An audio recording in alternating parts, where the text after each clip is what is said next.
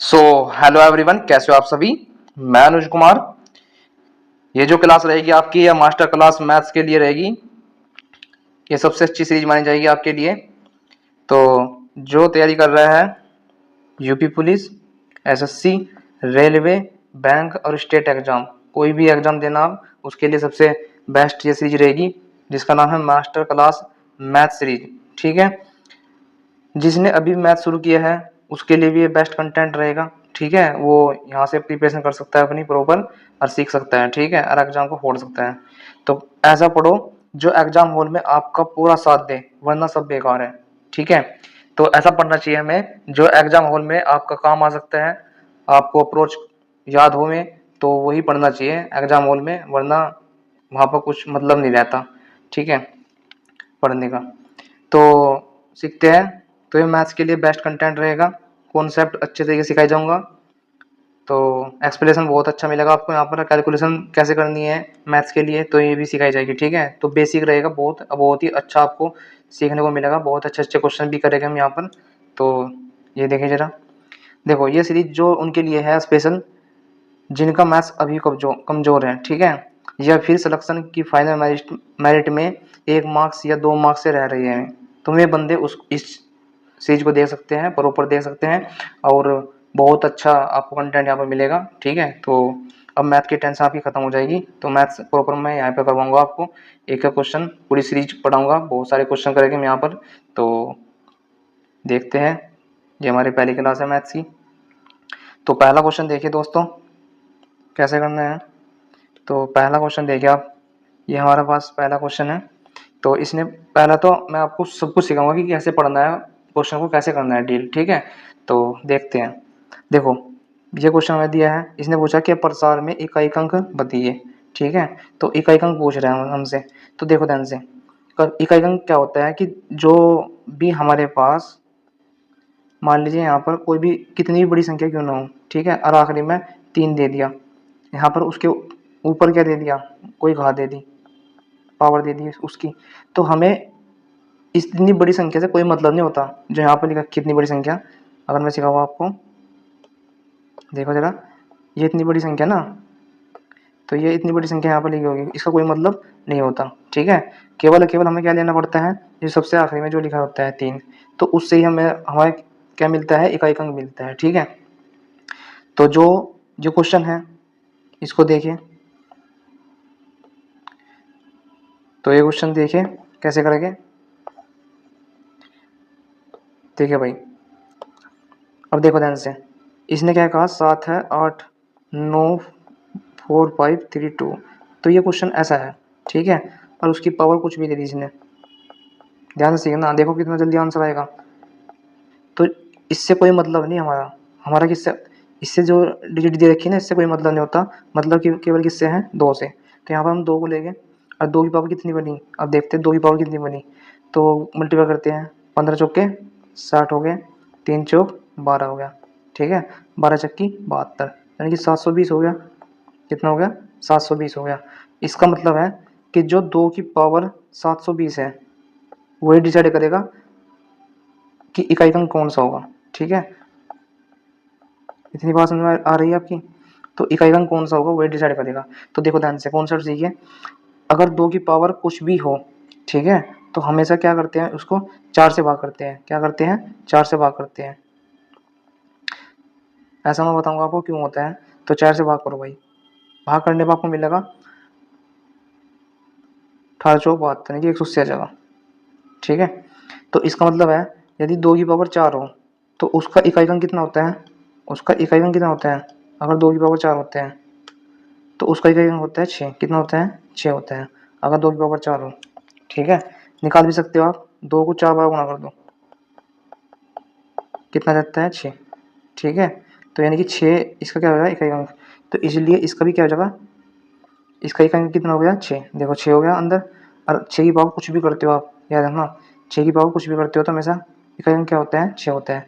तो इसका जो आंसर होगा क्या हो गया, 6 हो गया। ठीक है, ये तो मैंने सिखाया आपको बहुत बेसिक तरीके से। ठीक है, तो लेकिन कैसे क्वेश्चन करना है ये देखते हैं। क्वेश्चन की देखो डायरेक्ट अप्रोच देखिए कैसे। मान लीजिए दो, ये था क्वेश्चन हमारे पास, ये था ना क्वेश्चन 7894532, ठीक भाई। और यहाँ पे कितना था 15 × 4 × 3 × 4, ठीक है, यही था। अब देखिए इस क्वेश्चन को, तो हमें क्या करना होता है, हमें इससे कोई मतलब नहीं होता इतनी इतनी संख्या से, इतनी इतनी संख्या से कोई मतलब नहीं होता, तो मतलब किससे होता है आखिरी वाले डिजिट से, ठीक है। तो 2 की पावर, अब देखो जितना भी बनेगा ना इससे देखो कितना बनेगा, 15 चौके 60 हो गया, मल्टीप्लाई 12, तो कितना हो गया 2 की पावर 720 हो गया। अब सुनो ध्यान से, अगर 2 की पावर 1 आता है मतलब, तो हमेशा क्या आता है 2 आता है। अगर 2 की पावर 2 होता है तो कितना होता है 4 होता है। अगर 2 की पावर 3 होता है तो कितना होता है 8 होता है। अगर 2 की पावर 4 होता है तो कितना होता है 16 होता है। मतलब आखिरी में क्या आता है 6 आता है, ठीक है। आप ऐसे देख सकते हो आखिरी में क्या आता है 6 आता है। कॉन्सेप्ट ठीक है भाई, पूरा कॉन्सेप्ट बताऊंगा मैं एक क्वेश्चन के साथ ही, पूरा क्वेश्चन पूरा ही कॉन्सेप्ट बताऊंगा, ठीक है, कुछ भी छोड़ूंगा नहीं मैं, क्योंकि क्वेश्चन के रूप बदलते हैं लेकिन कॉन्सेप्ट सेम रहता है भाई। कॉन्सेप्ट कभी भी बदलता नहीं, हमेशा सेम रहता है, चाहे आप कोई भी क्वेश्चन कर रहे हो, कोई भी क्वेश्चन, ठीक है, तो हमेशा कॉन्सेप्ट सेम रहेगा। तो ये देखिए जरा, अब सुनो ध्यान से, यदि कोई भी संख्या अगर 2 की पावर कुछ भी हो, ठीक है, तो हमें क्या करना, उसे 2 की पावर को 4 से भाग करना। कितना करना 4 से भाग करो, ठीक भाई। देखो 4 हमेशा अंदर लेना, ठीक है, तो 2 की पावर 4 को भाग करना है, तो भाग करो जरा से, इसे भाग करो, ठीक है, यानी कि 720 को भाग करो 4 से, कितना आया 1872, 180 आया। यदि ये पूरा पूरा कट जाता है, कितना पूरा पूरा कट जाता है, ठीक है, तो इसकी जो पावर होती है वो पता 6 है, इसकी पावर इस मतलब इसका जो यूनिट डिजिट है वो कितना है 6 है, तो यहाँ 6 लिख दिया हमने, ठीक है। उसकी पावर कितना हो गया 180 हो गया। अगर 6 की पावर 180 हो जाए मतलब 6 को कितनी बार भी गुणा करो आप, देखो कौन सा सीखिए, 6 को कितनी बार भी गुणा करेंगे हम, कितनी भी बार गुणा करेंगे, ठीक है, तो हमेशा क्या आएगा 6 ही आएगा, हमेशा क्या आएगा 6 ही आएगा, ठीक है। कितनी भी बार गुणा करो हमेशा क्या आएगा आंसर, इकाई अंक क्या आएगा हमेशा 6 आएगा। तो इसका मतलब इकाई अंक क्या आया यहाँ पर 6 आया, ये क्या होगा इकाई अंक, ठीक है, ये होगा आपका पास इकाई अंक, तो हमेशा क्या आएगा इसका 6 ही आएगा। इतनी बात समझ में आई, ठीक है। तो ये कॉन्सेप्ट होता है। अब सुनो ध्यान से, एक चीज़ और समझो,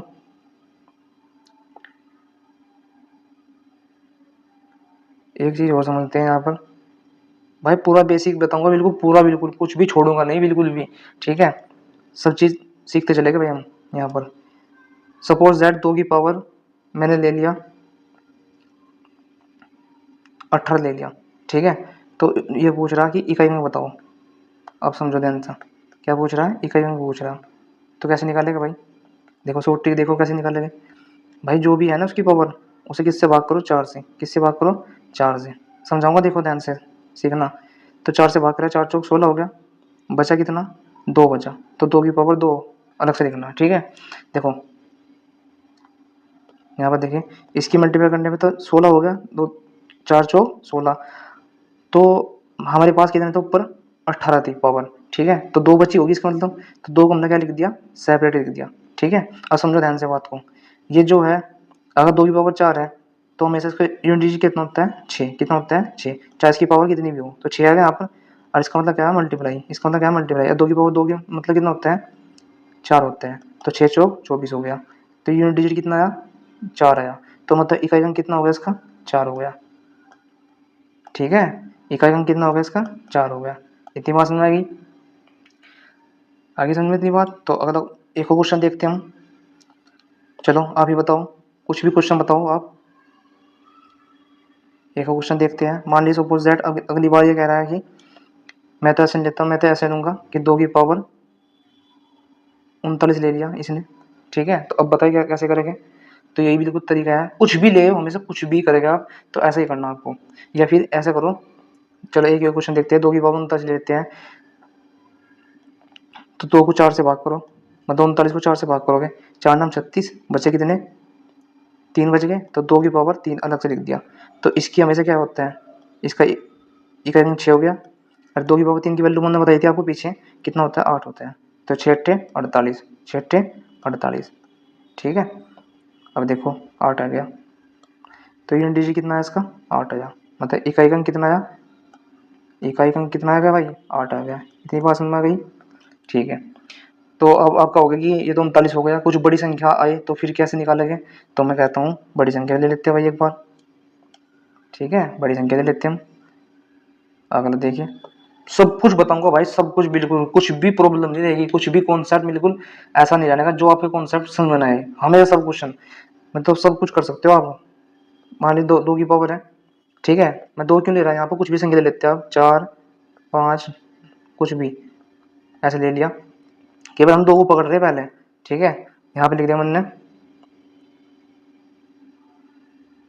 129 लिख दिया, ठीक है। तो अब क्या करेंगे भाई, तो मैंने बताया था आपको क्या करना है, इस दो को पकड़ना है, क्या करना है, इस दो को पकड़ना है, तो दो की पावर 129 लिख दिया आपने, ठीक है। इसे दो को पावर 129 कैसे लिख सकते हैं हम, बताओ जरा, दो की पावर कैसे लिखते हैं, 4 लिखना है, ठीक है। तो दो की पावर 4 लिखने के बाद कितना होगा, 4 तिया 12, 3 इतना आ गया, देखो 32 जगह। अब बचा कितना, दो की पावर 1 बचेगा, ठीक है, ठीक है। अब देखो इसकी पावर में से कितना होता है, 6 होता है, अरे कितना होता है, दो एकम 2 होता है भाई, यहाँ से 2 आया, यहाँ कितना आया, 6 आया, तो 6 दूनी 12, तो 12 का आखिरी 2 आ गया, ठीक है। अब समझो समझो ध्यान से बात को, मतलब क्या है कि इसका इकाई अंक कितना हो गया, ये इकाई अंक हो गया, शॉर्ट में लिख देता हूँ भाई, ये इकाई अंक हो गया 2 इसका, ठीक है। मतलब क्या हो रहा है, देखो ध्यान समझे बात को, देखो भाई अगर 2 की पावर हम लेते हैं ना ऐसे, तो ऐसे ले लें हमने, तो इसका तो कोई मतलब रह नहीं रहा, इसका तो कोई मतलब नहीं रह रहा इतने बड़े का, और भी शॉर्ट कर देता हूँ, देखो इसका कोई मतलब नहीं रह रहा, तो हमें इकाई अंक कौन दे रहा है, जो 2 की पावर बच रहा है, जो शेष पर बच रहा है, ठीक है। आरिसन में जो शेष पर बच रहा है वही क्या दे रहा है, हमें इकाई अंक दे रहा है, ठीक है। तो देखो यहाँ पर 2 था, तो ये 2 आया, ठीक है। पिछले वाले क्वेश्चन देखते हैं एक बार,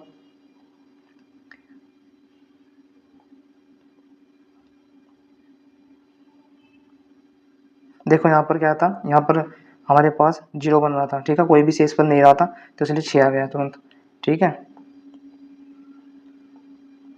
पिछले वाले में भी देखना कि 2 की पावर कितना बनना था, ठीक है, 8 बनना, देखो 2 की पावर 3 बनना था, पिछले वाले क्वेश्चन में क्या बनना था, 2 की पावर 8, 2 की पावर 3 बनना था, ठीक है, और यहाँ था 6, यानी कि 6 मल्टीप्लाई 8, तो यहाँ पर 2 की पावर 3 की वैल्यू कितनी थी, मतलब कितनी थी, 8 थी, तो यानी कि देखो 8 से 48, तो फिर भी कितना आएगा, 8 आएगा आखिरी में, तो क्यों ना हम इसे 6 को भी हटा दें और शॉर्ट में लिख देंगे, मतलब जो भी 2 की पावर बचता है ना शेष फलन, वही हमें डिसाइड करता है कि इकाई अंक क्या होगा, आगे समझो बात। तो यानी कि इसका 2 हो गया। अब सुनो ध्यान से, एक और क्वेश्चन करते हैं, बस एक आखिरी क्वेश्चन करते हैं, आपका कॉन्सेप्ट क्लियर हो जाएगा पूरा। एक आखिरी क्वेश्चन करते हैं, इसके बाद आपका कॉन्सेप्ट क्लियर हो जाएगा दोस्तों, कोई भी क्वेश्चन हो आराम से निकाल सकते हो आप। जैसे एक क्वेश्चन करते हैं भाई, 2 की पावर कितना ले लिया मैंने, समझाने के लिए ले रहा हूँ आपको, सपोज दैट 78 ले लिया, कितना ले लिया, 78 ले लिया, तो कैसे करेंगे, ध्यान समझना भाई, जो भी, देखो ध्यान समझना, 2 की पावर कुछ भी हो, 78 है, तो क्या करना, 78 को 4 से भाग करो, करो भाई भाग, तो कितना आया, शेष पर निकालना, क्या निकालना, शेष पर देखना बस, केवल ओनली और ओनली, ठीक है। शेष पर देखो कितना आएगा, 4 ही कम 4, ठीक है, कितना बचा, 3 4 9 36, कितना बचा, 2 बच गया, ठीक है, 1976, तो 2 शेष पर आ गया, कितना आ गया, शेष पर कितना आ गया हमारे पास, 2 आ गया शेष पर, ठीक है भाई।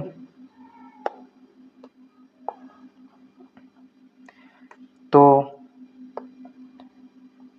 2 शेष पर आ गया हमारा, तो ये देखिए 2 शेष पर आने के बाद, तो बस 2 की पावर जो भी बना ना, समझना ध्यान से,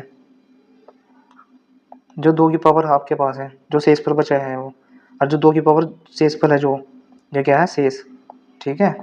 दो कहाँ से लिखा हमने, यहाँ से, तो जो 2 की पावर 2 बना है, तो वही आंसर हो जाएगा, बस 4, 4 क्या हो जाएगा इसका, इकाई अंक हो जाएगा, ठीक है।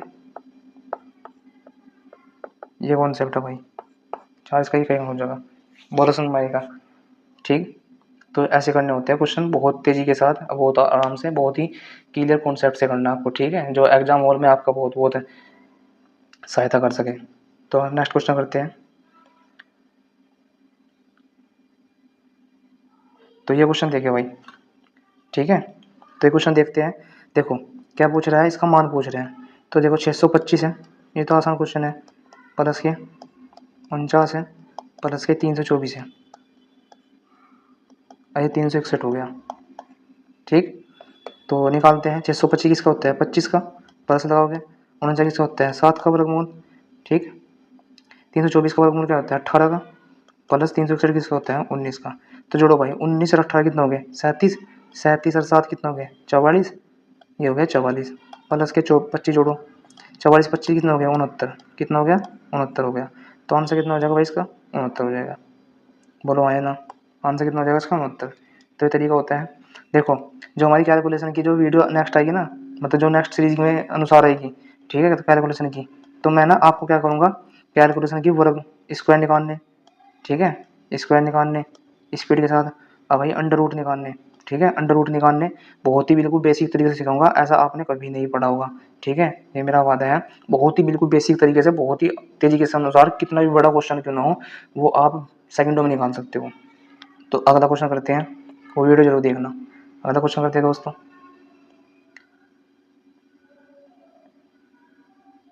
जिस क्वेश्चन में नीड होगी ना कॉन्सेप्ट की, मैं कॉन्सेप्ट जरूर बताऊंगा। ठीक है, तो अगला क्वेश्चन करते हैं हम।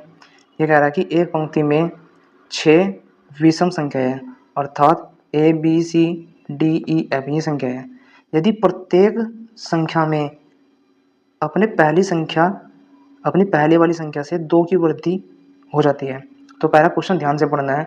ठीक है, अब देखो सुनो ध्यान से, ये ए है, ये बी, ये सी, ये डी, ई और एफ, ये 6 संख्या है, बिल्कुल है। कितनी संख्या है, 6। इतनी बात समझ में आएगी। अब समझो ध्यान से, इसने कहा कि प्रत्येक संख्या में अपने पहले वाली संख्या से 2 की वृद्धि हो जाती है। तो सपोज दैट पहली वाली संख्या कितनी है, ए है, 2 की वृद्धि होने पर तो जो बी की वैल्यू हो जाएगी वो कितनी हो जाएगी, ए प्लस के 2। ध्यान से समझना, इसने कहा कि पिछले वाली संख्या से, मतलब पिछले वाली संख्या से, सपोज दैट मैंने ए मान ली पहली वाली संख्या, क्योंकि भाई ए से स्टार्ट हो रही है यहाँ पर। तो जो 2 की वृद्धि, वृद्धि माने क्या होता है, जोड़ना, वृद्धि माने क्या होता है, जोड़ना। ठीक है, तो वृद्धि माने क्या होता है, जोड़ना। तो हमने 2 जोड़ दिया यहाँ पर, फिर क्या करेंगे हम, सी की जो वैल्यू होगी वो फिर 2 और जोड़ेंगे, क्योंकि 2 की वृद्धि कर दी ना प्रत्येक में, तो ये 4 हो जाएगा। फिर हम 2 जोड़ेंगे, डी की वैल्यू कितनी हो जाएगी, 6। फिर 2 और जोड़ेंगे, कितना हो जाएगा, 8 हो जाएगा ए की वैल्यू। एफ कितनी हो जाएगी, ए प्लस के 10 हो जाएगी एफ की वैल्यू। बोलो आया समझ में आइएगा। अब इसने क्या कहा कि सभी संख्याओं का औसत ज्ञात करना है। देखो दोस्तों, औसत क्या होता है, ये हमें पता लग गया। ये सीरीज क्या है, ये बढ़ते क्रम में, देखो इनका अंतर कितना है। अगर आप इनका अंतर देखते हैं तो प्रत्येक संख्या का 2 अंतर है। देखो ध्यान से, 2 का अंतर, 2 का अंतर, 2 का अंतर, 2 का अंतर। यदि अंतर क्या है, समान है, यदि अंतर क्या है, समान हो, ठीक है, अंतर कैसा हो, समान हो, तो उसका ना हम तुरंत निकाल सकते हैं औसत। औसत तुरंत निकल जाएगा उस क्वेश्चन का। ठीक है, कैसे निकलेगा, तो याद रखना, अंतर समान है ना, तो वो संख्या जो होगी ना, वो संख्या जो होगी यानी कि औसत जो होगा, हमेशा उसके बीच में लाई करेगा। क्या करेगा, औसत जो होगा बीच वाली संख्या होगी, बीच वाली संख्या होगी औसत हमेशा। ठीक है, बीच वाली संख्या, इतनी बात समझ में आएगी भाई। तो औसत जो होगी बीच वाली संख्या होगी। ठीक है, समझ में आएगी जी। तो इसका मतलब क्या है, बीच वाली संख्या मैंने क्या, भाई 3 तो इधर होगी, ठीक, और 3 ही इधर होगी। तो बीच वाली संख्या देखो ध्यान से क्या होगी, भाई 3 तो इधर होगी और 3 ही इधर होगी। तो बीच वाली संख्या यहाँ पर होगी, देखो ध्यान से, ये ए प्लस के 4 है, और ये ए प्लस के 6 है। तो 4 और 6 के बीच में कौन संख्या आती है, बताओ। तो 4 और 6 के बीच में कौन संख्या आती है, ए प्लस के 5। तो यानी कि ए प्लस के 5 क्या हो जाएगा, उसका औसत हो जाएगा, मतलब एवरेज हो जाएगा। बोलो है ना, बिल्कुल समझ में आएगा। तो क्वेश्चन का आंसर क्या होगा हमारे पास, ए प्लस के 5 होगा। ठीक है, तो ऐसे क्वेश्चन करने होते हैं। ये तो मैंने हर क्वेश्चन का कॉन्सेप्ट बेसिक आपको मैं बता के चलूँगा, कैसे क्वेश्चन को पढ़ना है वो भी बता के चलूँगा। ऐसा कोई सा क्वेश्चन नहीं होगा जो आपके समझ में ना आए। ठीक है, तो मेरा भी बहुत सालों का अनुभव है मैथ को लेकर, तो आप घबराना मत, बिल्कुल निचोड़ देंगे मैथ को हम। ठीक है, तो नेक्स्ट क्वेश्चन देखिए भाई, आसान आसान भी क्वेश्चन हो गए, भारी भी हो गए, और मॉडरेट भी हो गए, अच्छे क्वेश्चन भी हो गए। ठीक है, तो देखते हैं अगला क्वेश्चन। एक रिबन की मूल लंबाई कितना है, 60 सेंटीमीटर है, और इसे 5:3 के अनुपात में घटाया गया है। क्या क्या हुआ है, घटाया गया है। इसकी नई लंबाई ज्ञात कीजिए। देखो लंबाई कितनी थी, पहले 60 थी, ठीक है। अनुपात 5:3 में से घटाया गया है। बोलो हाँ या ना। बिल्कुल सही बात है। तो इसके नई लंबाई बताना कितना होगा, ठीक है। तो देखो ध्यान से, अगर मैं कहूँ कि 5:3 में घटाया गया है तो इसका मतलब क्या भाई, इसका मतलब क्या है, इसका मतलब है, सीखे जाए ध्यान से, अगर वो संख्या मतलब देखो पहला थी वह 12, कितनी थी वह 12 थी, सॉरी पहले कितनी थी वह 5 थी, ठीक है। अब वो कितनी हो चुकी है, 3 हो गई है, ठीक है। ऐसे सीखे, पहले कितनी थी वह 5 थी, अब कितनी हो गई वह 3 थी, 3 हो गई है, ठीक है। तो इसका मतलब 5 की जो वैल्यू थी वो कितनी थी, 60 थी। देखो ये क्या है, अनुपात, क्या है अनुपात, और अनुपात के क्वेश्चन को मैं क्या कहता हूँ हमेशा, यूनिट है, क्या है यूनिट, ठीक है, इकाई है ये, यूनिट है। तो यानी कि 5 यूनिट है, तो 5 यूनिट की वैल्यू, ठीक भाई, तो यानी कि 5 यूनिट की वैल्यू कितनी दे दी, 60 दे दी। तो 1 यूनिट की वैल्यू कितनी आ जाएगी, 12, कितनी आ जाएगी 1 यूनिट की वैल्यू, 1 यूनिट की वैल्यू आ जाएगी 12 हमारे पास, ठीक है भाई। 5 तक 60 को 5 से भाग करें कितना का 12 आ गया, तो यानी कि 1 यूनिट की वैल्यू कितनी आएगी, 12 आएगी। तो निकालनी किसकी है, 3 की, तो यानी कि 1 यूनिट की वैल्यू 12 है तो 3 कितनी हो जाएगी, मल्टीप्लाई करनी पड़ेगी। तो 12 की मल्टीप्लाई 3 पकड़ दो, कितना आ गया आंसर, 36, यानी कि 36 इसका आंसर हो जाएगा। तो नई जो हमारे पास नई लंबाई होगी वो कितनी होगी, 36 हो जाएगी। बोलो है ना। तो ऐसे क्वेश्चन करने होते हैं। एक बार और देखते हैं। तो पहली मूल लंबाई कितनी थी, 60 थी इसकी। इसका जो अनुपात होता है, अनुपात को मैं हमेशा क्या बोलता हूँ मैं, यूनिट। तो 5 यूनिट से 3 यूनिट बच गई वह, ठीक है, 5 यूनिट से 3 यूनिट बच गई। तो इसका मतलब क्या है, 5 की वैल्यू थी 60 यानी कि 60 थी, तो 1 की वैल्यू कितनी आ जाएगी, 1 की वैल्यू हमारे पास आ जाएगी 12, ठीक है। 1 की वैल्यू कितनी आ जाएगी, 12 आ जाएगी। तो 3 की निकालनी, तो 3 की कैसे निकाल लेंगे, मल्टीप्लाई करके। तो 12 की मल्टीप्लाई 3 में कर दो, कितना आएगा 36, 36 का आंसर हो जाएगा। बोलो है ना। ऐसा क्वेश्चन होता है। तो अगला क्वेश्चन करते हैं हम।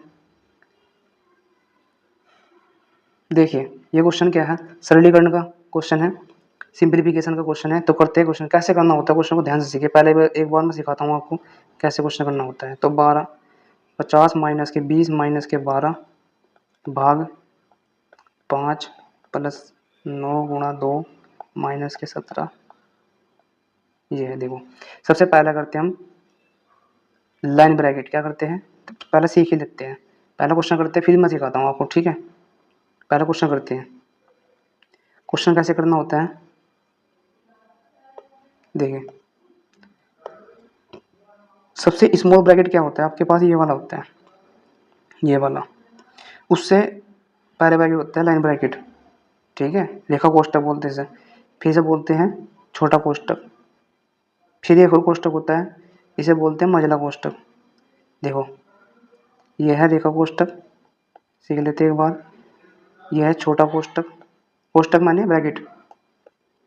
तो उनकी प्रायोरिटी भी ध्यान रखना, सबसे पहले इसे सोल्व करते हैं, फिर उसके बाद क्या करते हैं छोटा कोष्ठक को, फिर उसके बाद क्या करते हैं मझला, ठीक है, कर्ली ब्रैकेट भी बोलते हैं इंग्लिश में। फिर उसके बाद करते हैं हम बड़ा ब्रैकेट, ठीक है, बड़ा कोष्ठक सोल्व करते हैं। तो ये कोष्ठक होते हैं हमारे पास। तो सबसे पहले रेखा कोष्ठक, उसके बाद छोटा, फिर उसके बाद मझला, फिर उसके बाद बड़ा कोष्ठक सोल्व करते हैं, ठीक है। समझ में आ गया। इन्हें एक बार अपने नोट्स में भी लिख सकते हो आप, कैसे कैसे करने होते हैं, ठीक है। और जो चिन्ह चिन्ह की प्रायोरिटी होती है, जो चिन्ह करते हैं सबसे पहले करते हैं का।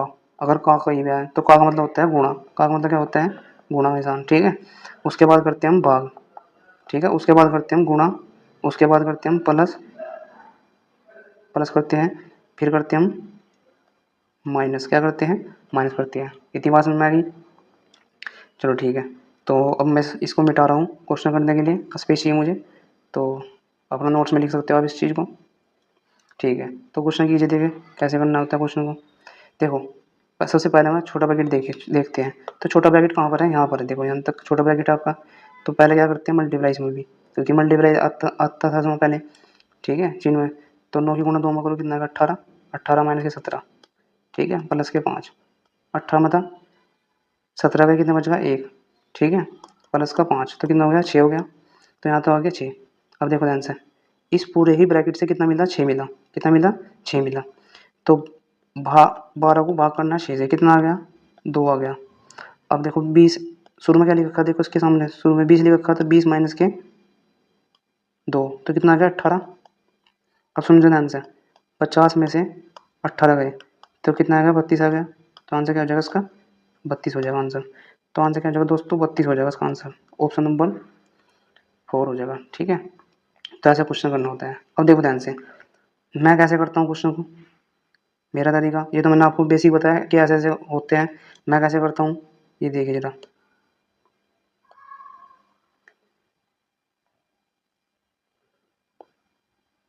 देखिए सबसे पहले मैं ब्रैकेट करता हूँ, यहीं पर लिख देता हूँ मल्टीप्लाई। कितना हो गया, 9 गुणा 2 18, 18 माइनस 7, तो 18 में 7 का कितना आ गया, 1 आ गया। तो 5 अरे कितना हो गया, 6 हो गया। अब देखो ध्यान से, 12 को 6 से भाग करें कितना आ गया, 2 आ गया। अब 20 में 2 गए, देखो माइनस है ना चिन्ह, चिन्हों का भी ध्यान रखना होता है। 20 में से 2 गए कितना आ गया, 18। फिर माइनस चिन्ह है देखो 50, तो 50 में से 18 कितने बच गए, 32। तो मैं तो ऐसे करता हूँ। ठीक है, वहीं से वहीं ऐसे लेके चलता हूँ क्वेश्चन को। तो उसका आंसर कितना हो गया, 32 हो गया। नेक्स्ट क्वेश्चन करते हैं भाई, ये तो आसान क्वेश्चन है, देखते हैं फिर भी तेजी के अनुसार कर देते हैं। तो 40 का मतलब बताऊंगा मैं आपको क्या होता है। ये देखिए ये क्वेश्चन है। तो 40 का मतलब होता है गुणा, का मतलब क्या होता है भाई, मल्टीप्लाई, गुणा होता है। ठीक है, तो उसे गुणा कर देंगे 5/10। ठीक है, 10 की एक जीरो कट गई तो कितना आएगा, 5 चौक 20। तो आंसर क्या हो जाएगा इसका, 20 हो जाएगा। Option number 2। नेक्स्ट क्वेश्चन करते हैं, अगला क्वेश्चन। ये क्वेश्चन देखिए ध्यान से, देखिए इसने कहा कि दो संख्या है 5:13 के रूप अनुपात में है, यदि उनका एचसीएफ 11 है और क्रम से है, ज्ञात कीजिए। क्रम से संख्या ज्ञात करनी है। ठीक है, तो अनुपात किस अनुपात में है वह? क्या अनुपात दिया है आपको पता है? अनुपात दिया है 5:13। ठीक है, एचसीएफ कितना दिया है, 11। ठीक है, याद रखना, अगर कभी भी संख्या निकालनी हो, कभी भी संख्या निकालनी हो और आपको एचसीएफ दिया हो, ठीक है, तो याद रखें अनुपात यानी कि पहला अनुपात गुणा एचसीएफ। ठीक है, तो इसकी मल्टीप्लाई इसमें कर देना और इसी की मल्टीप्लाई ऐसे को, इसकी मल्टीप्लाई इसमें कर देना और इसी की मल्टीप्लाई इसमें कर देना, मतलब एचसीएफ की मल्टीप्लाई उसके अनुपात के यूनिट में करनी है। ठीक है, तो ये 5 यूनिट की वैल्यू में करनी है, 11 में। तो 11 गुणा किस में करनी है, 5 में। तो पहली संख्या आ गया। दूसरी संख्या कैसे आपकी, 11 गुणा किस में कर दो, 13 में। ठीक है, तो करो गुणा, तो कितना आएगा, 11 पंचे 55। अरे कितना हो गया, 13 कम 13, 13 कम 13, 1 14, तो 143 हो गया। तो ये दो संख्या आ गई। ठीक है, तो जब भी आपको कभी भी अनुपात दिया हुआ हो, ठीक है, और एचसीएफ निकालना हो, मतलब एचसीएफ दे रखा हो और संख्या निकालनी हो, तो एचसीएफ की मल्टीप्लाई करते हैं अनुपात में। जैसे कि पहला जो अनुपात की यूनिट थी वो 5 थी, दूसरी कितनी थी, 13 थी। ठीक है भाई, 5:13 में था ना, तो इन्हें यूनिट बोलते हैं। ये पहली यूनिट होती है, 5 पहली यूनिट हो गई, दूसरी यूनिट हो गई। ठीक है, तो उसकी 11 की मल्टीप्लाई इसमें भी करनी है और इसमें भी करनी है, तो संख्या निकल जाती है, जैसे कि आपको मैंने करके बताया यहाँ पर। ठीक है, तो यानी कि 55 हो गया, 143 हो गया। तो कौन सा ऑप्शन है, option number sorry option number हो गया आपके पास, ऑप्शन नंबर हो गया आपके पास सेकंड। ठीक है, 55 143। तो अगला क्वेश्चन करते हैं भाई, देखिए अगला क्वेश्चन हमारे पास ये है, हर चैप्टर क्वेश्चन लाया हूँ मैं आपके लिए। ठीक है भाई, तो ये क्वेश्चन कर देखिए, 5 प्रति वर्ष की ब्याज दर 5 वर्षों के लिए गए भाई, 2 लाख रुपए लिए गए हैं। तो क्या पूछ रहा है, ऋण पर साधारण ब्याज ज्ञात करना है। देखो साधारण ब्याज क्या बोलते हैं, सिंपल इंटरेस्ट, यानी कि हिंदी में लिखते हैं साधारण ब्याज। तो इसके लिए फॉर्मूला होता है, देखो मैं बेसिक बताऊंगा, फॉर्मूले से बताऊंगा, फिर मैं आपको इसका शॉर्ट बताऊंगा आपको कैसे करना है। तो पी गुणा आर गुणा टी बटे क्या करते हैं, 100 कर देते हैं। ये तो भाई हमारा सब बचपन तक पढ़ते आ रहे कि साधारण ब्याज बराबर होता है मूलधन, पी क्या होता है, मूलधन। पी क्या होता है आपके पास, मूलधन। आर क्या होता है आपके पास, ब्याज की दर, ब्याज की दर होती है। ठीक है, टी जो होती है आपके पास वो समय होता है। इतनी बात समझ में आ गई। ठीक है, तो देखते हैं क्वेश्चन निकालते हैं इसका। तो यानी कि ब्याज बराबर क्या हो जाएगा, जो ब्याज बराबर हो जाएगा पी कितना, पी हमारे पास है 2 लाख रुपए मल्टीप्लाई और कितना 5 है, टी कितना है 5 है, बटे क्या कर देंगे 100, दो जो कट गई तो कितना होगा 25, 25 की मल्टीप्लाई 2 में कीजिए कितना होगा 50, तो यानी कि 3 जीरो लगेगी तो 50,000 आंसर हो जाएगा। कितना हो जाएगा 50,000 आंसर हो जाएगा दोस्तों। तो ये इसका आंसर है 50,000। ठीक है, तो ऐसे करना होता है। इसका शॉर्ट देखिए आप, शॉर्ट तरीका कैसे करना होता है, शॉर्ट देखिए इसका। देखो शॉर्ट बताता हूँ आपको मैं। भाई रेट कितनी थी हमारे पास 5% थी, समय कितना था हमारे पास 5 था, 5 वर्ष। ठीक है, पी हमारे पास कितना दिया था 2 लाख रुपए, 2 लाख में 5 जीरो होती है। ठीक है, तो पी हमारे पास ये हो गया। अब हमें क्या निकालना है, ब्याज निकालना, मतलब ऐसा ही निकालना। सिंपल इंटरेस्ट को क्या बोलते हैं, ऐसा ही। ठीक है, साधारण ब्याज को इंग्लिश में बोलते हैं सिंपल इंटरेस्ट, जिसे शॉर्ट में लिख देते हैं ऐसा ही। ठीक है भाई, तो कैसे निकालते हैं, जब भी आपको ऐसे निकालना हो तो सबसे पहली चीज़ है इफेक्टिव रेट निकाल लो बस। इफेक्टिव रेट, तो कहते हैं इफेक्टिव रेट ऐसा ही में क्या होती है किसी भी चीज़ की, तो बस इफेक्टिव रेट। ठीक है, तो इसे हम ई आर भी बोल देते हैं, क्या बोल देते हैं ई आर। तो इफेक्टिव रेट को ई आर बोल देते हैं। तो इसके क्या करते हैं, रेट की मल्टीप्लाई टी में कर दो बस। ठीक है, परसेंटेज में आएगा आंसर। तो रेट की मल्टीप्लाई किस में करनी है, टी में कर दो। तो भाई इफेक्टिव रेट कितनी हो जाएगी इसकी, 5 ही गुना 5 में कर दो, कितना आएगा 25, यानी कि 25% हो जाएगी। ठीक है, तो यानी कि इफेक्टिव रेट कितना हो जाएगी 25%। तो यहाँ पर 2,000 का 25% निकाल दो, वही क्या हो जाता है ऐसा ही। ठीक है, तो इफेक्टिव रेट किस पर लगानी पड़ती है, मूलधन पर। किस पर लगानी पड़ती है, मूलधन पर। याद रखना इफेक्टिव रेट हमेशा किस पर लगती है, मूलधन पर। तो 2 लाख का 25% कर दो। ठीक है, 25% मैंने देखो 25% का होता है परसेंटेज का चिन्ह हटाए तो 100 नीचे लिखोगे। ठीक भाई, तो दो जो कट गई, 25 की गुना 2 में कर दीजिए 50 हो जाएगा। अब मैं 3 जीरो जो भी लिख दो, तो कितना हो जाएगा ऐसा ही, कितना हो जाएगा ऐसा ही हमारे पास 50,000 आंसर हो जाएगा सही का। ठीक है, तो ऐसे निकालते हैं, तो ऐसे निकालना आपको। तो नेक्स्ट क्वेश्चन करते हैं भाई। ये क्वेश्चन देखिए भाई, ये कह रहा है कि ए बी सी डी ई 5 क्रमगत विषम संख्या है, ए और ई का योग 322 है, तो सभी संख्याओं का योग ज्ञात कीजिए।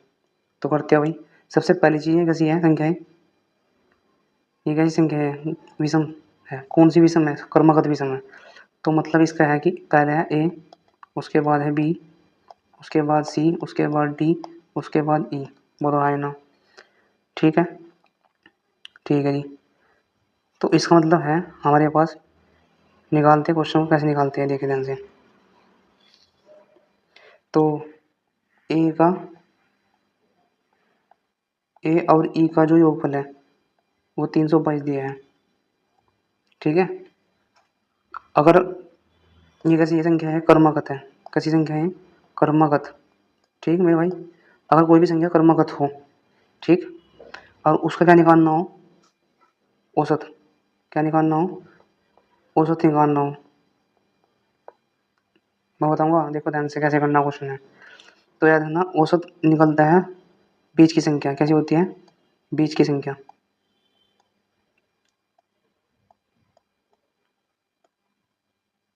औसत निकलता है में से बीच की संख्या। तो बीच की संख्या औसत हो जाएगी, आपको बताया था मैंने भी, पिछले वाले क्वेश्चन भी ऐसे क्वेश्चन आया था।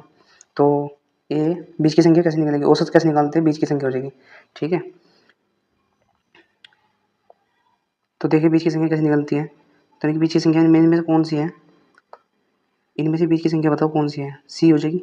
तो सी जो निकलेगी वो निकलेगी ए प्लस ई को जोड़ दो, उसका क्या कर दो, आधा कर दो। ठीक है, ये निकालने का तरीका होता है। मतलब सी जो निकली है यानी कि बीच की संख्या है, बीच की संख्या क्या होगी, सी होगी, मिडिल संख्या जो होगी वो हमेशा सी होगी। तो ए प्लस के ई का आधा कर देंगे। तो ए प्लस ई जो है वो इनका ऊपर कितना है 322 है। तो 322 को 2 से भाग करोगे तो कितना आ गया 161 आ गया दोस्तों। ठीक है, देखिए ध्यान से, तो 161 आ गया। अब सुनो ध्यान से, 161 किसकी वैल्यू है, सी की वैल्यू, 161 सी की वैल्यू है। अब समझो ध्यान से, ये जो 161 सी की वैल्यू है और सी ही क्या है, बीच की संख्या है। तो औसत भी क्या होगा हमारे पास, सी हो जाएगा, औसत भी क्या हो जाएगा, सी हो जाएगा। और सी की वैल्यू कितनी है, 161 है। ठीक है, जब भी योग निकालते हो, याद रखना जब भी कभी भी योग निकालते हो कितनी संख्या होगा, जितनी भी संख्या हो, तो यानी कि योग बराबर होता है संख्या गुणा औसत, संख्या गुणा औसत। इतनी बात समझ में आएगी। योग बराबर होता है संख्या गुणा औसत। तो हमारे पास संख्या कितनी है, 1 2 3 4 5, 5 संख्या भाई। तो 5 की मल्टीप्लाई कर देंगे 161 में, तो कितना आ गया, 16 पंजे 80, 805 हो जाएगा। तो कितना होगा 805, यानी कि 805 हमारे पास क्वेश्चन का क्या है आंसर है, यानी ऑप्शन नंबर 1 805 आंसर हो गया। बात समझ में आई या नहीं, ठीक है। अगर मैं कभी भी आपको चैप्टर वाइज सिखाऊंगा ना, तो हमेशा पूरे ही कॉन्सेप्ट बताऊंगा, तो टेंशन मत लेने का। तो आप सीखिए यहाँ पर। देखो ए ई की दोबारा बताता हूँ, जो ए ई की वैल्यू है यानी कि योगफल 322 है। तो क्रमागत दी थी इसने संख्या, तो ए बी सी डी ई क्रमागत हो गई हमारे पास। फिर अगर क्रमागत देता है ना, तो अगर भी विषम संख्या होती है, क्या होती है, विषम संख्या होती है या सम होती है, तो हमेशा बीच की संख्या क्या होती है, औसत होती है। इतनी बात समझ में आएगी। तो बीच की संख्या सी, हमारे पास सी, और औसत निकालने का तरीका है, पहली संख्या को जोड़ दो और उसकी आखिरी वाली संख्या को जोड़ दो, ठीक है। पहली संख्या जोड़ दो और उसकी आखिरी वाली संख्या जोड़ दो। आखिरी संख्या कौन है, ए, पहली संख्या ए है, आखिरी संख्या ई है, तो उसका क्या कर दो, आधा कर दो। तो ए ई का योगफल देखो, आप कितना दिया, 322 दिया था, तो 322 लिखा मैंने यहाँ पर, और 2 नीचे आएगा ही, तो यानी कि 161 हो गया। अब सी की वैल्यू 161 आ गई, और सी क्या है, ऑलरेडी बीच की संख्या है। तो जब बीच की संख्या है तो सी 161 बीच की संख्या है, तो योगफल बराबर होता है औस संख्या गुणा औसत, संख्या गुणा औसत। तो संख्या कितनी हमारे पास 5 है, संख्या हमारे पास कितनी है 5 है, और औसत कितना 161 आया, तो यानी कितना हो गया आंसर, 805 हो गया आंसर, ठीक है। आई होप आपको समझ में आया होगा। तो नेक्स्ट क्वेश्चन करते हैं भाई। ये क्वेश्चन देखिए, ये कह रहा है कि कौन सी एकल छूट 80%, 90% की दो क्रमिक छूटों के बराबर है, ठीक है। तो याद रखना, एकल छूट जब भी निकालते हो, तो एकल छूट जब भी निकालते हो तो कैसे निकालेंगे, तो याद रखना उसके लिए फॉर्मूला है R1, या फिर ए बी सी लेते हैं, ठीक है। मतलब ए प्लस के बी माइनस ए गुणा बी, फिर क्या कर देते हैं 100। ये किसके लिए है, केवल जो दो हमें छूट दी हुई हो, किसके लिए है, दो छूट के लिए, ठीक है। पता भी होना चाहिए आपको कितने के लिए लगते हैं, दो छूट के लिए, ये होता है दो छूट के लिए, ठीक भाई। इतनी बात समझ आ गई आपके पास, अब समझें ध्यान से क्वेश्चन को। तो ये देखिए कैसे करते हैं क्वेश्चन को, देखिए। तो यानी कि पहली जो छूट दी है 80% दी है, तो 80% नहीं लिखना आपको, 80 लिखना बस केवल, ठीक है। बी जो दी है 90 दिया है, माइनस 80 गुणा 90, ठीक भाई, बटा क्या कर देंगे 100, एक जीरो से एक जीरो कट गई, तो कितना हो गया 80 90 कितना हो गया 170, माइनस 8 9 72, जब घटाए कितना आएगा 98 आ जाएगा, ठीक है। तो यानी कि 98% इसका आंसर हो जाएगा, ऑप्शन नंबर 3। इतनी बात समझ आएगी। तो ये कुछ याद रखना आपको कॉन्सेप्ट, एक छूट निकालते हैं तो ए प्लस के बी माइनस ए बी गुणा 100, ऐसे करना होता है तेजी के अनुसार। नेक्स्ट क्वेश्चन करते हैं भाई।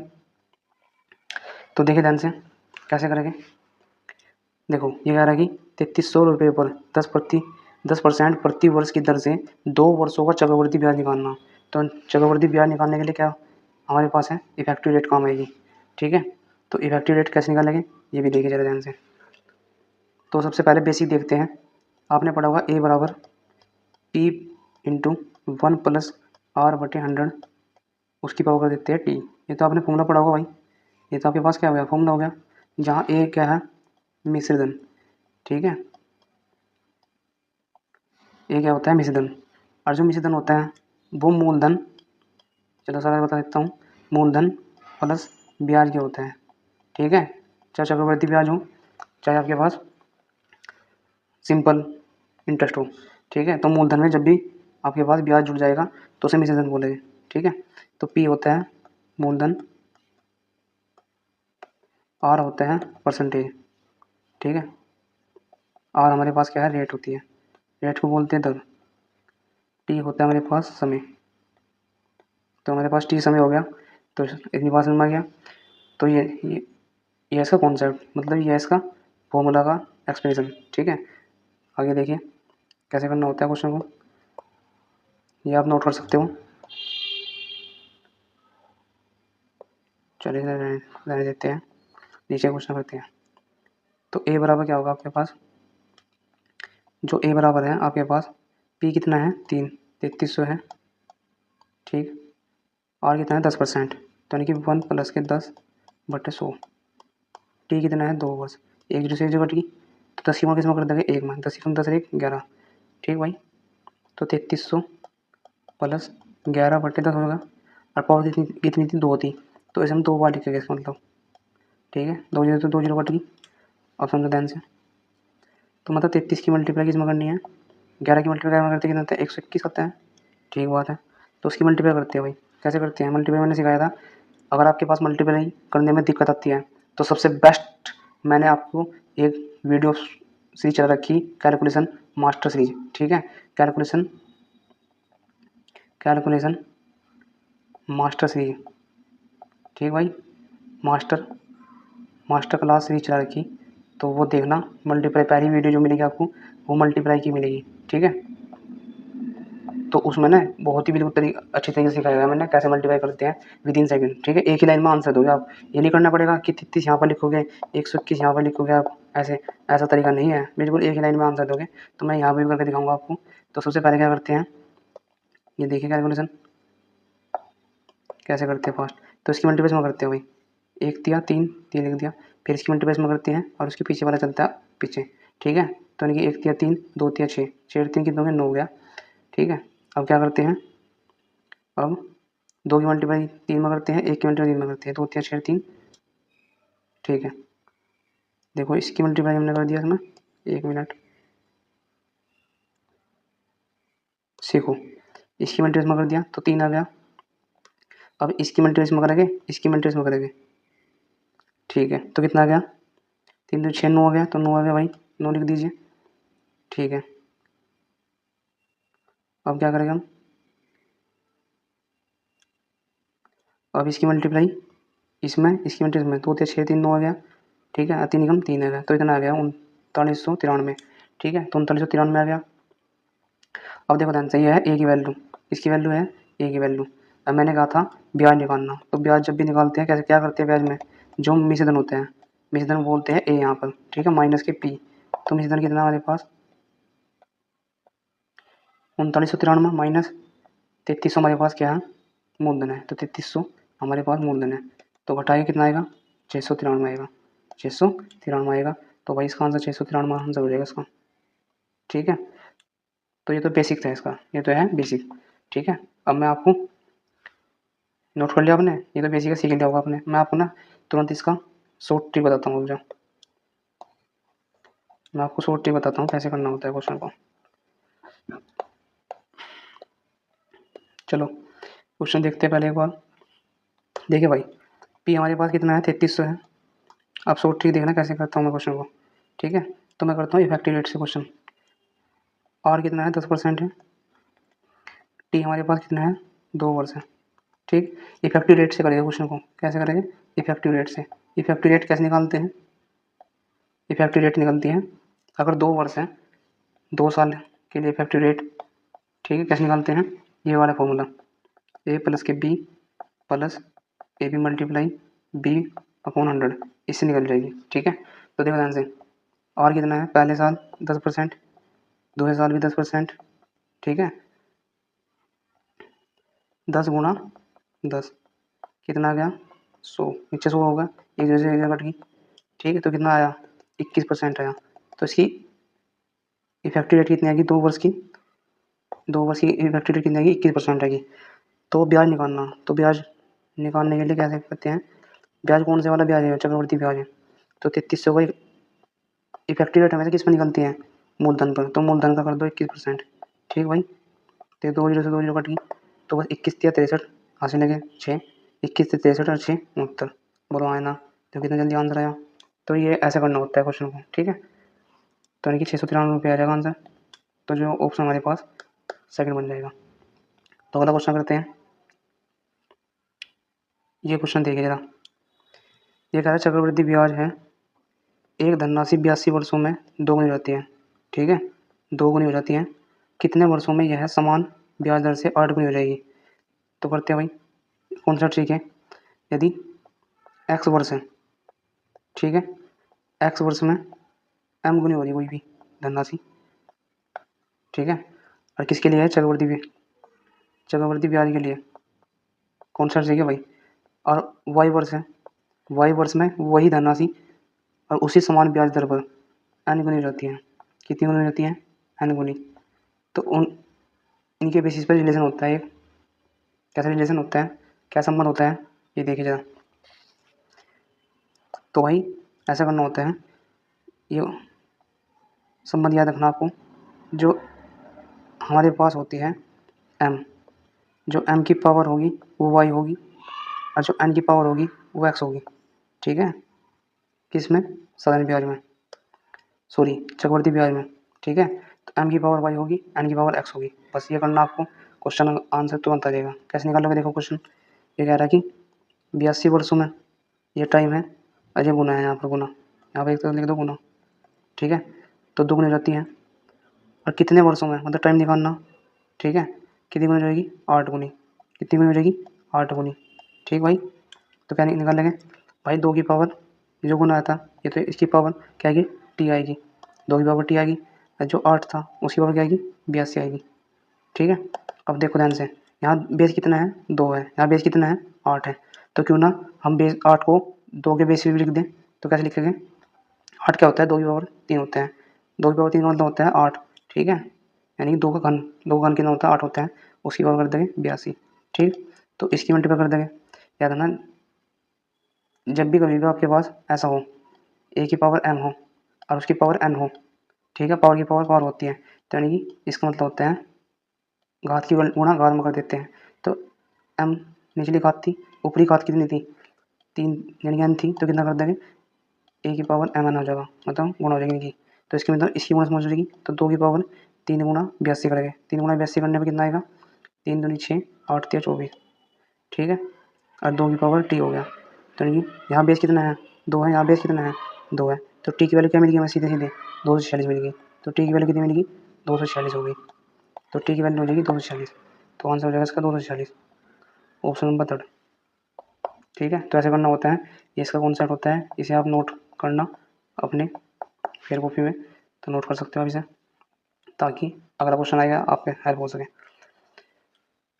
तो अगला क्वेश्चन करते हैं, कैसे करते हैं, ये कह रहा है यदि कोई व्यक्ति अपनी आय का 60% खर्च करता है, ठीक है, और शेष बचाता है, तो वह अपनी आय का कितने अंश बचाता है।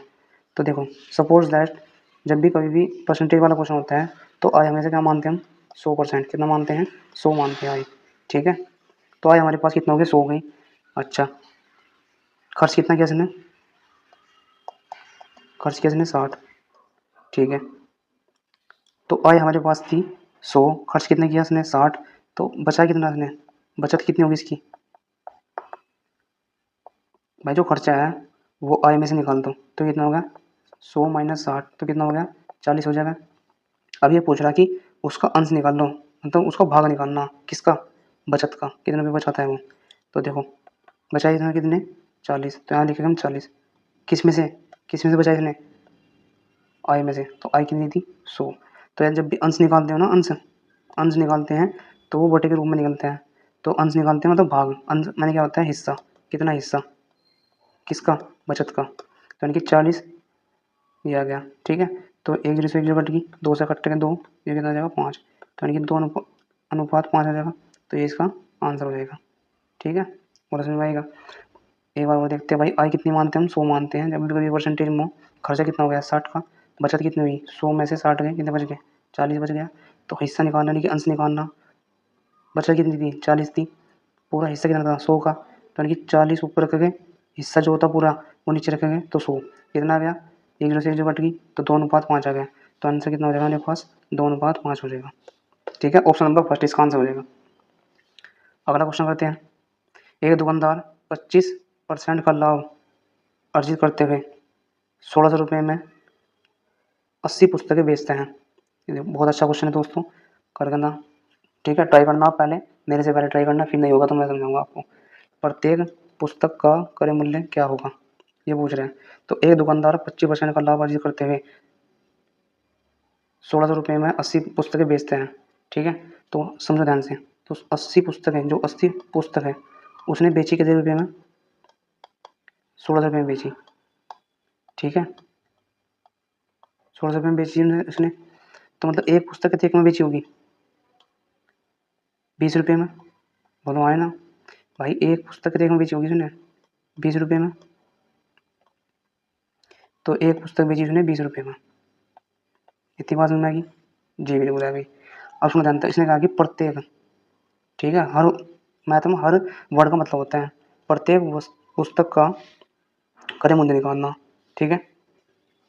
तो ये क्या है, जिसका बेचना, बेचना को क्या बोलते हैं, एसपी। तो यानी कि एसपी कितना हो गया एक पुस्तक का, 20 रुपये हो गया, ठीक बात है। क्या पूछ रहा है, सीपी, सीपी पूछ रहा है। लाभ कितना दिया परसेंटेज में, लाभ दिया इसने 25%, कितना दिया 25%, ठीक है। तो इसका मतलब क्या है, कैसे निकाला गया क्वेश्चन को देखिएगा ध्यान से। 25% लाभ हो गया, मान लीजिए कोई वस्तु 100 की थी, ठीक है, तो 25% का लाभ होने पर बी की कितनी की होगी, सपोज दैट सी पी कितना था 100 था, तो एस पी कितना हो जाएगा 125 हो जाएगा, 125 यूनिट हो जाएगा, यूनिट, ठीक है। तो एस पी कितना दिया इसने, इसने एस पी कितना दिया 20 दिया, एस पी कितना दिया इसने 20 दिया। तो यहाँ जो भी 20 है, यहाँ ये किसकी वैल्यू है 125 की वैल्यू है, ठीक है। तो जो दिया है कितना दिया है एस पी, तो ये भी देखो एस पी है, यह है एक्चुअल वैल्यू, ये जो 20 है यह है एक्चुअल वैल्यू, ठीक है। और उसके में एस पी रखते हैं निचले वाली वैल्यू को, इसे बोलते हैं यूनिट। तो एस पी की यूनिट कितनी है 125 है यहाँ पर, ठीक है। तो एस पी एक्चुअल वैल्यू कितनी है 20 रुपये, तो 20 रुपये एस पी की वैल्यू है, बटे कर दे कितने 125, मल्टीप्लाई करके जो निकालना हो, जो निकालना कौन निकालना, तो कौन निकालना है आपको, बस निकालना है 100, यानी कि सी पी निकालना है, ठीक है।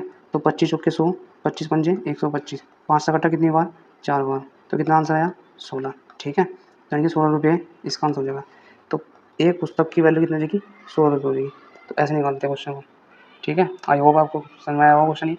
तो अगला करते हैं क्वेश्चन। अब ये सीखे क्वेश्चन को, ये कह रहा है कि एक परीक्षा का उत्तीर्ण प्रतिशत है 125% है, सॉरी 25% है। यदि 125 अंक प्राप्त करने वाला एक छात्र 15 अंकों से अनुत्तीर्ण हो जाते हैं तो परीक्षा के अधिकतम अंक क्या है, ठीक है। तो इसका मतलब क्या है, उसने लड़के ने 125 अंक प्राप्त करे, ठीक है, लेकिन वो लड़का अगर यहाँ पर क्या था पास था, यहाँ पर पास अंक है, मतलब यहाँ पर उत्तीर्ण है, ठीक है। यहाँ पर जो लेकर आएगा बच्चा वो पास हो जाएगा। तो उसने कितने अंक कम किए 15 अंक कम प्राप्त किए, ठीक है।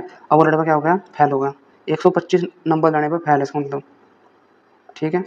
तो पास कितने पर था, पास था, इसका मतलब 15 अंक कम आए हैं 125 लाया है, तो इसका मतलब पास था वो 140 पर, बोलो हाँ या ना, 140 पर पास था, ठीक है, बिल्कुल सही बात है। लेकिन उसने क्या कहा उत्तीर्ण प्रतिशत कितना है 25, तो जो 140 है यहाँ ये क्या है पास, पास को क्या बोलते हैं उत्तीर्ण, तो उत्तीर्ण अंक है भाई, ये उत्तीर्ण अंक है नहीं है, ये उत्तीर्ण अंक हो गए। अरे किसकी वैल्यू है उत्तीर्ण अंक की 25 की वैल्यू, किसकी वैल्यू है 25 की, ठीक है। 25% दिया ना जो यहाँ ये 25% है, ये 25% है 140 की वैल्यू, निकालने किसकी वैल्यू अधिकतम अंक निकालने नहीं 100 की वैल्यू निकालनी, ठीक है। तो 25 चौके 100 कितना है 14 चौके 56, यानी कि 560 नंबर हो जाएगा। तो 560 इसका आंसर हो जाएगा, ठीक है। आपको समझ में आया क्वेश्चन। तो देखो ध्यान से कैसे किया मैंने, कैसे किया मैंने, कैसे कर दिया, हवा में थोड़े कर दिया, हवा में नहीं होया, सीखना पड़ेगा आपको। तो कैसे किया भाई 140 पर वो क्या था पास था, ठीक है, लेकिन उत्तीर्ण जो प्रतिशत है वो कितना है 25% है।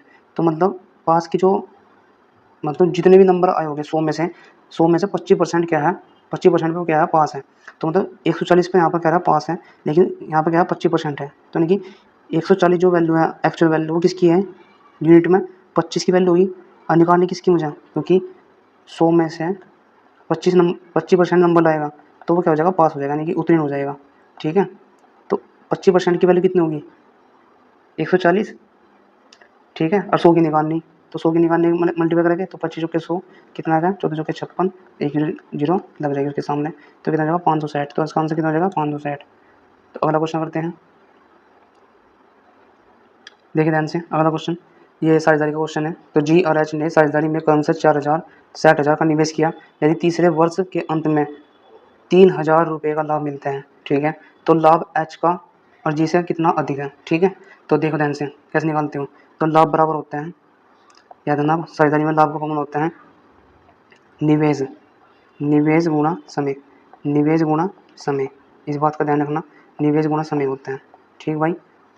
लाभ का फॉर्मूला होता है निवेश गुणा समय। तो देखो जी, यहाँ पर जी लिखा, यहाँ पर क्या लिखा हमने, ऐसे लिख दिया, ठीक है। तो जी का निवेश, यहाँ पर निवेश लिख दिया, जो जी का निवेश है वो कितना है,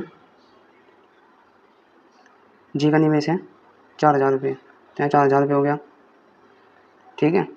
और इसका कितना है 6,000 रुपये, तो यहाँ 6,000 रुपये लिख दिया हमने।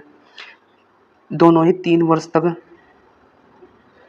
समय कितना है 3 वर्ष है, पूरा सिखाऊंगा भाई। इसका भी 3 वर्ष है समय, ध्यान सीखना, इसका कितना है 3 वर्ष है, समय बराबर है इसका मतलब। तो लाभ कितना हो जाएगा, तो इसका लाभ 4 तिया 12, 12,000 रुपये, ठीक है। इसका लाभ कितना 4 तिया 18, 6 तिया 18, 18,000 रुपये, ठीक है। तो जो लाभ है इसका लाभ कितना 12,000, इसका लाभ कितना है 18,000। तो इनका रेशो निकाल लो आप, इनका क्या निकाल लो, रेशो निकाल लो। 3 जो 3 जो कटेगी, 6 दूनी 12, 6 तिया 18, ठीक है। अब समझ ध्यान था, ये कौन है, ये हमारे पास जी है, ये हमारे पास एच है। इतनी बात समझ में आ गई, बिल्कुल आ गई।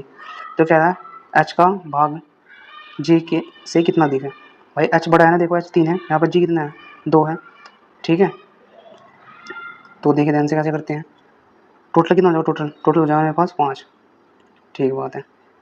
अब सुनो ध्यान से, टोटल 5 हो गया, तो यूनिट में कितना अधिक है, एच जी से यूनिट में कितना अधिक है, 1 अधिक है, 1 यूनिट अधिक है।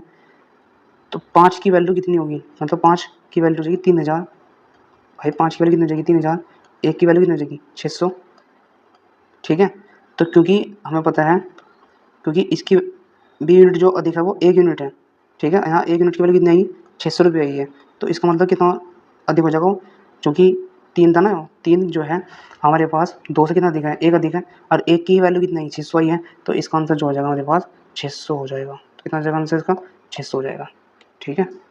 तो आई होप समझ में आया होगा आपको, ये फॉर्मूला याद रखना आपको, ठीक है। जी एच ये कितना हो जाएगा, निवेश कितना हो जाएगा 4,000 रुपये, एच का निवेश कितना हो जाएगा 6,000 रुपये, समय बराबर है, मल्टीप्लाई कीजिए कितना का 12,000, कितना 18,000, रेशो निकाला इसका कितना हो गया, ये 2 हो गया, ये 3 हो गया, ठीक है। ये जी हो गया, ये एच की वैल्यू है, ठीक है, क्योंकि एच की था राइट साइड में, तो राइट साइड में एच लिखा, क्योंकि हमें पता है 1 यूनिट की वैल्यू फालतू दे रही है, तो 1 यूनिट हमने लिख दिया इधर, क्योंकि हमें पता है कि इन दोनों के ऊपर कितना है 5 है, तो 5 की वैल्यू कितनी होगी, भाई 5 की वैल्यू तो 3,000 होगी, क्योंकि 3,000 ये क्या है, प्रॉफिट तो है, ये प्रॉफिट तो है, लाभ ही तो है ये, तो लाभ लाभ के अनुसार बटेगा, तो कितना जाएगा 5 की वैल्यू 3,000, 1 की वैल्यू 600, यानी कि एक ही ज़्यादा सा, तो 1 की वैल्यू 600, तो 600 इसका आंसर हो जाएगा।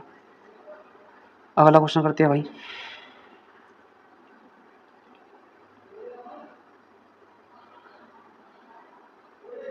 अगला क्वेश्चन करते हैं, एक दुकानदार एक वस्तु को 25% की हानि पर, ठीक है, एक दुकानदार एक वस्तु को 25% की हानि पर कितने रुपये में बेचते हैं, 1,500 रुपये में बेचते हैं, और वस्तु का क्रय मूल्य कितना होगा, ये पूछ रहा है वस्तु का क्रय मूल्य कितना होगा। देखो इसमें ध्यान से, इसका मतलब क्या है, हानि कितना है, मतलब 100 रुपये की वस्तु थी, वो सी पी मान लिया मैंने 100 रुपये है, ठीक है। तो हानि हानि कितनी हुई 25 की, ठीक है। 100 की जब मानते हैं ना तो 25% की हानि हुई, ठीक है। तो कितने का बिका होगा, इसका मतलब एस पी कितना होगा 75 का, कितने का बिका होगा 75 का बिका होगा, बोलो हाँ या ना। तो एस पी को बोलते हैं, मतलब एस पी को बोलते हैं बेचना। तो कितने में बेचा, लेकिन उसने 1,500 रुपये में बेचा, तो यानी कि इसका मतलब क्या है, एक्चुअल वैल्यू कितनी थी 1,500 रुपये, ये क्या थी एस पी, और एस पी की यूनिट कितनी आई है यहाँ पर, तो जो एस पी की वैल्यू आती है ना, तो एस पी की यूनिट लिखते हैं इसके नीचे, तो एस पी की यूनिट कितनी आएगी 75, और जो निकालना वही मल्टीप्लाई कर देते हैं। क्या निकालना बाबू, आपको निकालना है क्रय मूल्य, क्या निकालना है क्रय मूल्य, क्रय मूल्य कितना आया 100 रुपये, तो क्रय मूल्य लिख देंगे हम 100, ठीक है, 100 यूनिट था, ठीक भाई। तो देखो 75 दूनी कितने होते हैं 150, तो 2 आ गया, और 2 की गुणा इसमें कर देते हैं 100 में, कितना था 2,000, तो आंसर कितना हो जाएगा दोस्तों 2,000। तो इसका आंसर कितना हो जाएगा हमारे पास 2,000 इसका आंसर हो जाएगा। एक बार और सीखते हैं भाई, सी पी हमारे पास कितना था 100 था, हानि कितनी हुई 25% की, तो 100 में से 25 के कितने बच गए 75, तो 75 रुपये में बेचेगा वो, तो इसका मतलब एस पी कितनी यूनिट आ गया 75 यूनिट आ गया, लेकिन उसने बेचा कितना था, बेचा था उसने 1,500 रुपये में, तो यानी कि 1,500 जो यूनिट थी, 1,500 जो एक्चुअल वैल्यू थी उसे लिखते हैं ऊपर, और जो इसकी यूनिट होती है उसे लिखते हैं हम नीचे, इतनी बात समझ में आएगी, ठीक है। तो यानी कि 1,500 हमने लिखा ऊपर, और इसकी जो एक्चुअल यूनिट थी वो 75 थी, मल्टीप्लाई उसी करते हैं जो निकालना, मल्टीप्लाई 100 की क्यों गई, क्योंकि हमें 100 क्रय मूल्य निकालना, और क्रय मूल्य क्या माना था मैंने 100 माना था, इसलिए 100 की मल्टीप्लाई की है, 75 दूनी कितना हो गया 150, तो कितना आएगा आंसर इसका 2,000। तो ऑप्शन नंबर फर्स्ट इसका आंसर। देखिए कितना आसान है, ऐसे करना होता है क्वेश्चन को। ये क्वेश्चन देखिए दोस्तों कैसे करेंगे, तो दो संख्याओं का जो एस एफ है वो 5 है, उनका गुणनफल जो है 450 है, ठीक है। उनका गुणनफल कितना होगा, 450 होगा। उनका एलसीएम निकालना, तो आपने पढ़ा होगा कि एचसीएफ मल्टीप्लाई एलसीएम, या कक्षा दूसरी तीसरी से पढ़ते आते हैं हम, पहली संख्या गुणा दूसरी संख्या, ठीक है, पहली संख्या गुणा दूसरी संख्या, ये होता है। तो देखो एचसीएफ कितना दिया आपके पास, 5 दिया है, मल्टीप्लाई एलसीएम निकालना नहीं निकालना, ये है भाई कॉन्सेप्ट, ठीक है, ये फॉर्मूला आपके पास, तो इसे याद रखना आपको। देखो यहाँ पर पहली संख्या गुणा दूसरी संख्या नहीं पता, लेकिन गुणा मत संख्या आती है तो उसको मतलब क्या बोलते हैं, गुणनफल, क्या बोलते हैं, गुणनफल। तो उनका गुणनफल कितना दिया है, 450, तो 450 यहाँ पर लिख देंगे। भाई पहली संख्या नहीं पता मैं, लेकिन उसने क्या दिया है, गुणनफल दिया है, तो 5 से कट्टे कितनी बार कटेगा, 9 बार, तो नहीं 90 हो जाएगा एलसीएम। एलसीएम कितना होगा दोस्तों, 90 हो जाएगा। और हमसे पूछा क्या है, एलसीएम भी पूछा है, ठीक है, तो 90 इसका आंसर हो जाएगा। बोलो हाँ या ना, तो 90 इसका आंसर हो जाएगा, ठीक है। ऐसे करते हैं क्वेश्चन को। अगला क्वेश्चन करते हैं, ये देखते हैं। ये एक बेलन की त्रिज्या 4.8 10.5 उसकी ऊंचाई दी है, उसका संपूर्ण पृष्ठ निकालना, ठीक है, संपूर्ण पृष्ठ क्षेत्रफल निकालना। तो यह देखना, संपूर्ण पृष्ठ क्षेत्रफल का फॉर्मूला होता है, संपूर्ण पृष्ठ क्षेत्रफल किसके लिए, बेलन के लिए, बेलन के लिए, ठीक है। तो उसका लिए फॉर्म होता है 2πr into H plus are, ठीक है। तो भाई 2 की वैल्यू 2, पाई की वैल्यू कह रहा है रखने को 3.14, आर की वैल्यू कितनी है 4.8, मल्टीप्लाई एच प्लस आर, मतलब एच की वैल्यू कितनी, देखो एच की वैल्यू, एच मैंने बोलते हैं हाइट, एच मैंने क्या होता है, हाइट होता है, जिसे ऊंचाई बोलते हैं, ठीक है। आर क्या होता है, त्रिज्या होता है, आर क्या होता है, त्रिज्या होता है। कितनी बात समझ आएगी। तो देखो एच प्लस आर कह रहे हैं आप, मतलब जोड़ना है, ठीक है। तो एच की वैल्यू कितनी होगी, 10.5 प्लस 4.8, तो भाई जोड़ते हैं, पहले की मल्टीप्लाई कर देते हैं, तो 3.14 मल्टीप्लाई 9.6 लिख दिया मैंने से। अब इन्हें जोड़ो, देखो 8 और 5 13, 14 और 1 15, तो कितना आएगा, 15.3 आएगा, ठीक है। अब 15.3 आ गया हमारे पास। अब हम निकालेंगे इसका क्वेश्चन का आंसर, कैसे निकालेंगे। अब देखो इसकी मल्टीप्लाई करनी है, तो मल्टीप्लाई जब भी ऐसे आएगी ना, तो कितनी भी बड़ी मल्टीप्लाई आई, तो मैंने मतलब मल्टीप्लाई सीरीज चला रखी है मैंने, ठीक है ना, कैलकुलेशन सीरीज चला रखी है, तो वो देख सकते हो, आपको वीडियो सबसे बेस्ट आपको वहाँ पे मिलेगा, ठीक है, सीखने को सबसे बढ़िया है। तो लेकिन यहाँ पर बताऊँगा मैं, टेंशन मत लेना इसकी भी। तो करते हैं भाई, अब देखो ध्यान से, अब हम क्या करते हैं, इसकी मल्टीप्लाई करते हैं, कैसे करेंगे, कैसे करेंगे भाई, समस्या तो यहाँ पर है ना। तो जब आपको वो वीडियो देख लोगे ना, तो कोई भी समस्या मल्टीप्लाई की नहीं रहेगी। तो मैं देखता हूँ कैसे करता हूँ मैं, तो भाई इसकी मल्टीप्लाई में करो, कितना आ गया, देखो इसको ऐसे, 1 मिनट, इसकी मल्टीप्लाई में करो, तो 6 चौक 24, 24 का हो गया 4, ठीक है। अब इसकी मल्टीप्लाई में करो, और इसके पीछे वाली मल्टीप्लाई में करो, 9 जो 36 अच्छे, 36 अच्छे कितना हो गया 42, और 2 में थे हासिल को, ठीक है, तो नहीं कितना हो गया 44, 44 का 4 का हासिल लगे 4। अब इसकी मल्टीप्लाई इसमें करो, इसकी मल्टीप्लाई में करो, तो 6 × 18 और 9 27 और 4 31, ठीक है, 31 का 1 का हासिल लगे 3, ठीक है। अब 3 की मल्टीप्लाई 9 की मल्टीप्लाई 3 में कर दो, 9 × 27 और 3 30 हो गया, ठीक है। तो यहाँ पर 1 अंक के बाद पॉइंट थी, यहाँ पर कितने अंक के बाद है, 2 अंक के बाद है, तो लगे कितने अंक के बाद है, 3 अंक के बाद है, ठीक है। तो लगे कितने अंक के बाद है, 3 अंक के बाद, तो इसका आंसर आएगा 30.144। तो आप कैलकुलेशन में भी देख सकते हो, ठीक है, कैलकुलेटर में चेक करोगे आप, तो आपको ये मिलेगा। एक लाइन में निकाला नहीं निकाला हमने, ठीक है, हमने ऐसे तो नहीं किया कि भाई ऐसे ऐसे कर रहे हैं हम, देखो ध्यान से, ऐसे मल्टीप्लाई कर रहे हैं, ठीक है, इसमें घंटों लगते हैं, तो ये हम तरीका नहीं करते हैं, ये गलत तरीका है, ठीक है। ऐसे हम कभी नहीं करेंगे, हम एक ही लाइन में आंसर आपको बताएंगे, कितनी भी हार्ड कैलकुलेशन क्यों ना हो, एक ही लाइन में आंसर निकालेंगे आप, ठीक है, और एक्चुअल निकालेंगे। क्वेश्चन बहुत अच्छा है, अगर आप वैसे करोगे ना तो आप बहुत भारी पड़ेगा आपको। तो करते हैं, अब इसकी मल्टीप्लाई करते हैं। सबसे पहले क्या करते हैं भाई, मैंने सिखाया इसकी मल्टीप्लाई में करो, ठीक है। तो कितना आएगा, 3 चौक 12, 12 का होगा 2, हासिल लगा 1, ठीक है। फिर इसकी मल्टीप्लाई में करो, और इसकी मल्टीप्लाई में कर दीजिए, 1 सेकेंड भाई, देखो इसकी मल्टीप्लाई इसमें करो, और इसकी मल्टीप्लाई इसमें करो भाई, इसकी मल्टीप्लाई इसमें करो, और इसकी मल्टीप्लाई इसमें करो, ऐसे कोई थोड़ा सा रंग सही है। तो 3 चौक 12, 5 या 15, 12 और 15 कितने हो गए 27, ठीक है। 3 चौक 12, 5 चौक 20, ठीक है। तो 5 चौक 20 और 12 कितना होगा 32, अरे कितना हो गया 31, 32 और 1 33 हो गया, तो 33 का 3 हो गया दोस्तों, यहाँ से कितने लगे 3 लग गए। अब क्या करना है, इसकी मल्टीप्लाई इसमें करनी है।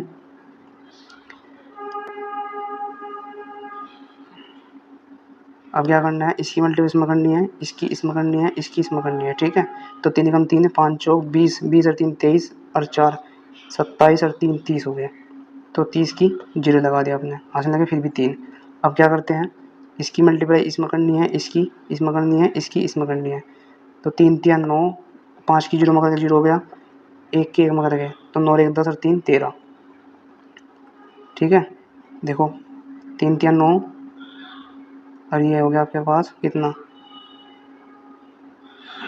3 3 9 0 और भाई 1, 9 1 10 और 3,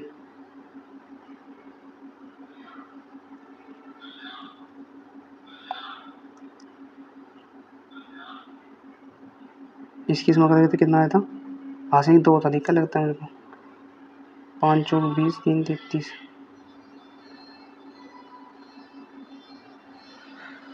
एक सेकंड यार।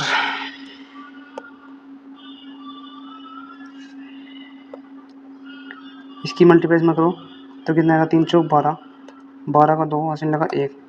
फिर इसकी मल्टीप्लाई इसमें करो, इसमें 5 चौक 20 और 20, 3 चौक 12, 32 और 1 33, 33 का 3 का हासिल लगे 3, ठीक है।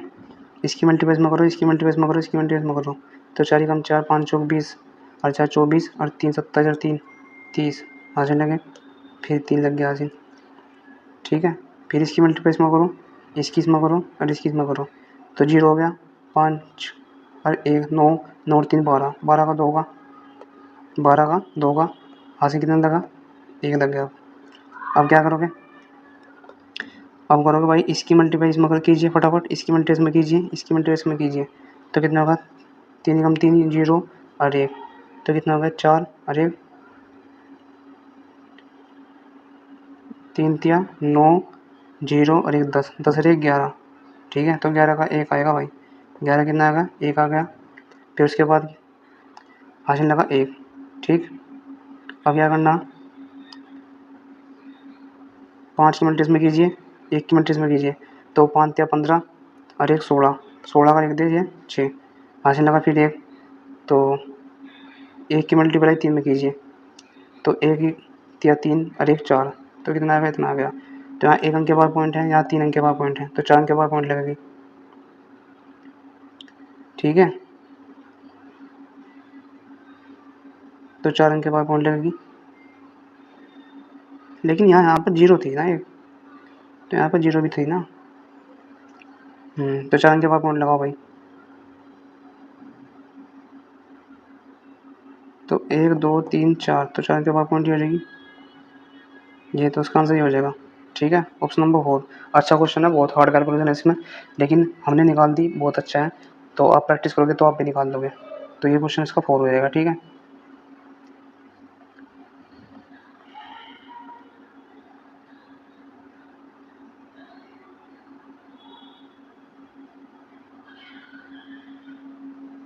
तो नेक्स्ट क्वेश्चन करते हैं भाई, एक व्यक्ति 150 किलोमीटर कार से 200 किलोमीटर रेलगाड़ी से यात्रा करते हैं। कार की चाल 60 है किलोमीटर प्रति घंटा है, रेलगाड़ी की चाल 80 किलोमीटर प्रति घंटा है। यात्रा के लिए कुल समय पूछ रहा है कितना होगा, ठीक है। तो इनकी समय बराबर क्या होता है भाई, समय बराबर होता है, देखो कुल समय कैसे निकालेगा, तो उसने कुछ यात्रा तो करी उसने कार से, कुछ यात्रा करी रेलगाड़ी से, ठीक है। तो कितना किलोमीटर घंटे की स्पीड से चल रही थी रेलगाड़ी और कार, तो उसके समय निकालेंगे। तो समय देखो, कार से कितना चल रहा था वो 150 किलोमीटर, कार की जो चाल थी वो कितनी थी 60 थी, ठीक है। तो समय बराबर जो होता है आपके पास, समय बराबर होता है दूरी बटे चाल, दूरी बटे चाल होते हैं।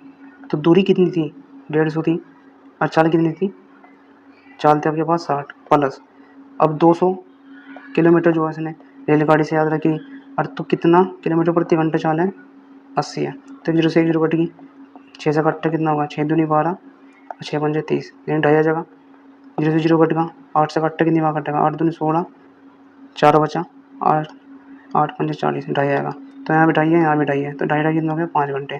तो आंसर कितना हो जाएगा दोस्तों 5 घंटे। तो ये जो उसका आंसर है वो है 5 घंटे। इतनी बात समझ में आएगी। तो अगला क्वेश्चन करते हैं।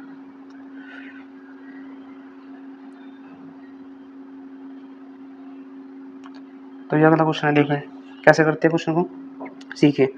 ये कह रहा है कि जो ए हमारा वो ए जो है 1/4 भाग 8 दिन में पूरा कर सकता है, बी जो है उसी कार्य का आधा भाग 8 दिनों में कर सकता है, तो ए बी मिलकर कितने दिनों में संपूर्ण कार्य करेंगे। तो यानी कि 1/4 भाग कितने दिनों में कर रहे हैं, 8 दिनों में कर रहे हैं, ध्यान से समझना, ठीक है। तो जो पूरा भाग करा कितना करेगा, तो यानी कि 1/4 जो है ना 4 गुना इसमें कर देते हैं 8 में, तो 832, तो 32 दिन में करेगा ए पूरा कार्य अगर करने का आए तो। बी जो है वो जो बी है अपना आधा भाग कितने दिन में करते हैं भाई, आधा भाग जो है वो कितने दिन में करते हैं,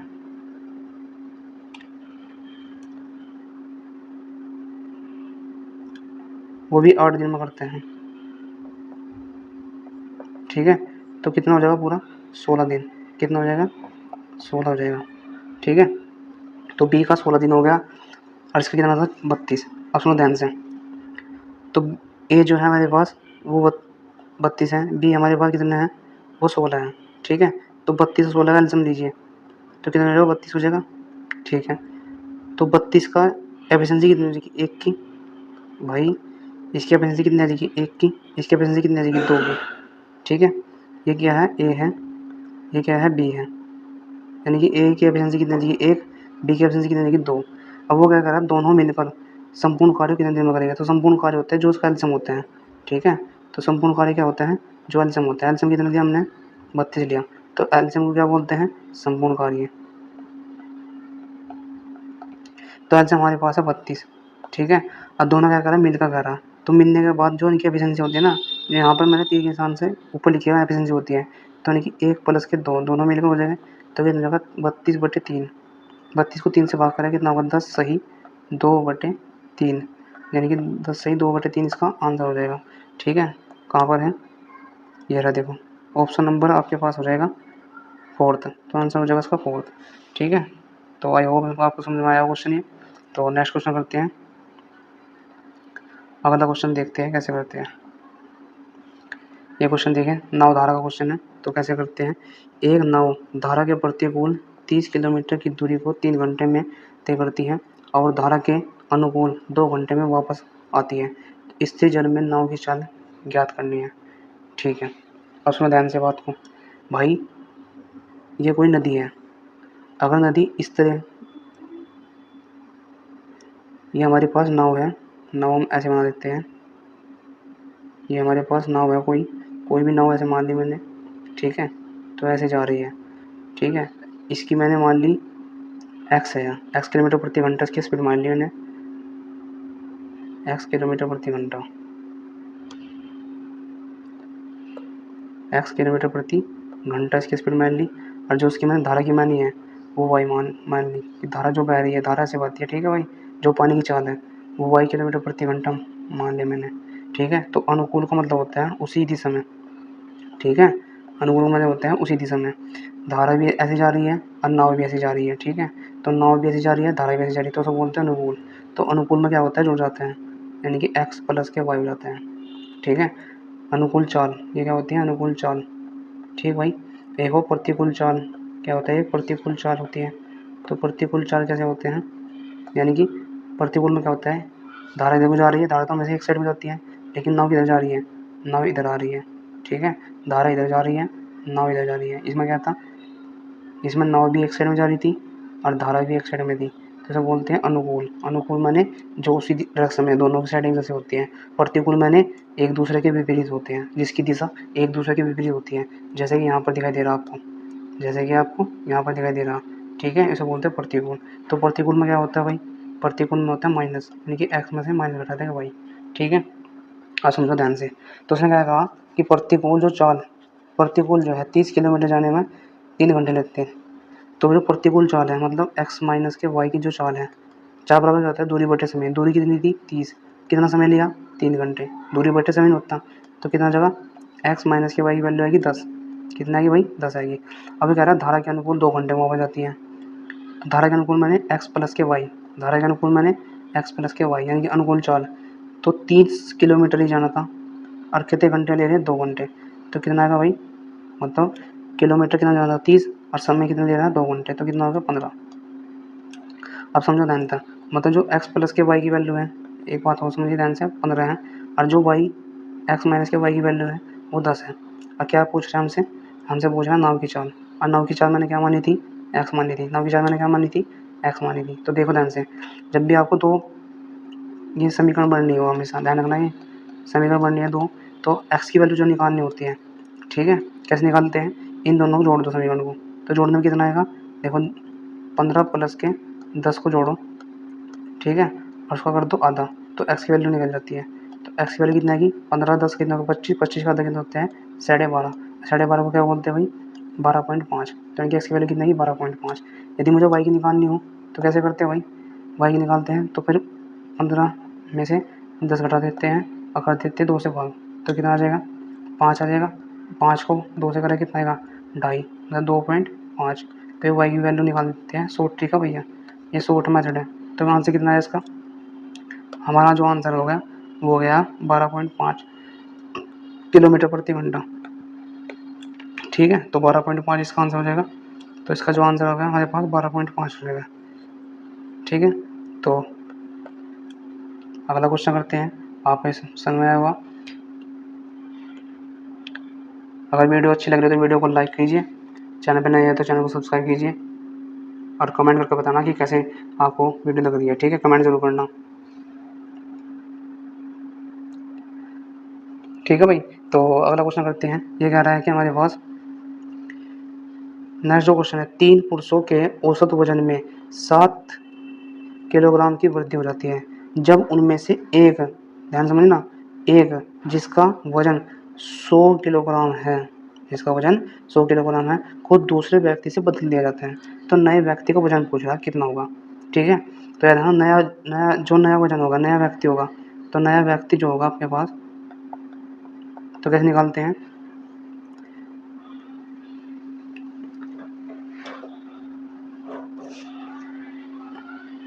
देखिए ध्यान से, नया व्यक्ति का वजन कितना होगा? देखो भाई, एक गया, एक तो चलेगा, और एक ही आ गया, मतलब एक प्लस हो गया, तो मतलब ओवरऑल कितना हो गया? संख्या पर कोई फर्क पड़ा या नहीं? नहीं पड़ा, ठीक है। संख्या पर कोई फर्क नहीं पड़ा, जितनी संख्या पहले थी इतनी संख्या अब है, ठीक है। भाई एक तो चलेगा और एक आ गया, कोई फर्क नहीं पड़ा। तो इसका मतलब होता है, देखो ध्यान से, जो वजन आया है व्यक्ति, ठीक है, प्लस कितने व्यक्ति गया है? 100 का गया है। अगर जाने पर, मतलब जाने वाला हल्का होगा, आने वाला क्या होगा? भारी होगा, ठीक है। जिसका वजन 100 किलोग्राम था, 100 लिख दिया हमने, तो किलोग्राम की वृद्धि हो जाती है। तो कितने ग्राम की वृद्धि हुई है? 3 की, 7 की। कितने व्यक्ति थे? 3 व्यक्ति थे, तो 3 की मल्टीप्लाई कर देंगे, तो 7 या 21, 7 या 21 हो गया, अब प्लस के 100 हो गया, ठीक है। तो कितना हो जाएगा? 121 आंसर हो जाएगा, ठीक है। 121 आंसर हो जाएगा भाई, तो 121 आंसर हो जाएगा। कैसे किया भाई? कैसे किया? तो जो पुराना व्यक्ति था, जो जाने वाला था, उसने उसका वजन लिख दिया, ठीक है। कितने किलोग्राम औसत में वृद्धि हुई है, ठीक है, वो लिख दिया आपने। और जितनी संख्या होती है, संख्या कितनी थी? 3 थी। तो इसका मतलब फॉर्मूला बन गया, नया व्यक्ति जब भी निकालना हो आपको, नया व्यक्ति, नया व्यक्ति जब भी निकालना हो आपके पास, ठीक है,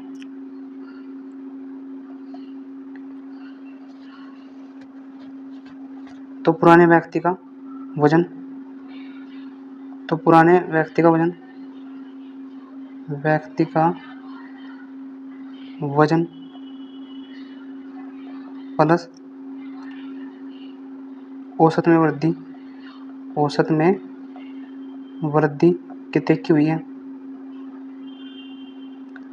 औसत में वृद्धि, औसत में वृद्धि गुणा संख्या, ठीक है भाई। इसे याद रखना, आपको लिख सकते हो, आप इसे नोट कर सकते हो, ठीक है। तो ये याद रखना आपको, पुराने व्यक्ति का वजन कितना था? 100 था, जो गया है, औसत में वृद्धि कितनी हुई है? 7 की, संख्या कितनी है? 3, तो कितना आ गया 100 प्लस के 7 या 21, तो कितना आ गया 121, मतलब 121 का आंसर हो जाएगा। ठीक है, अगला क्वेश्चन करते हैं भाई। तो ये क्वेश्चन है, देखो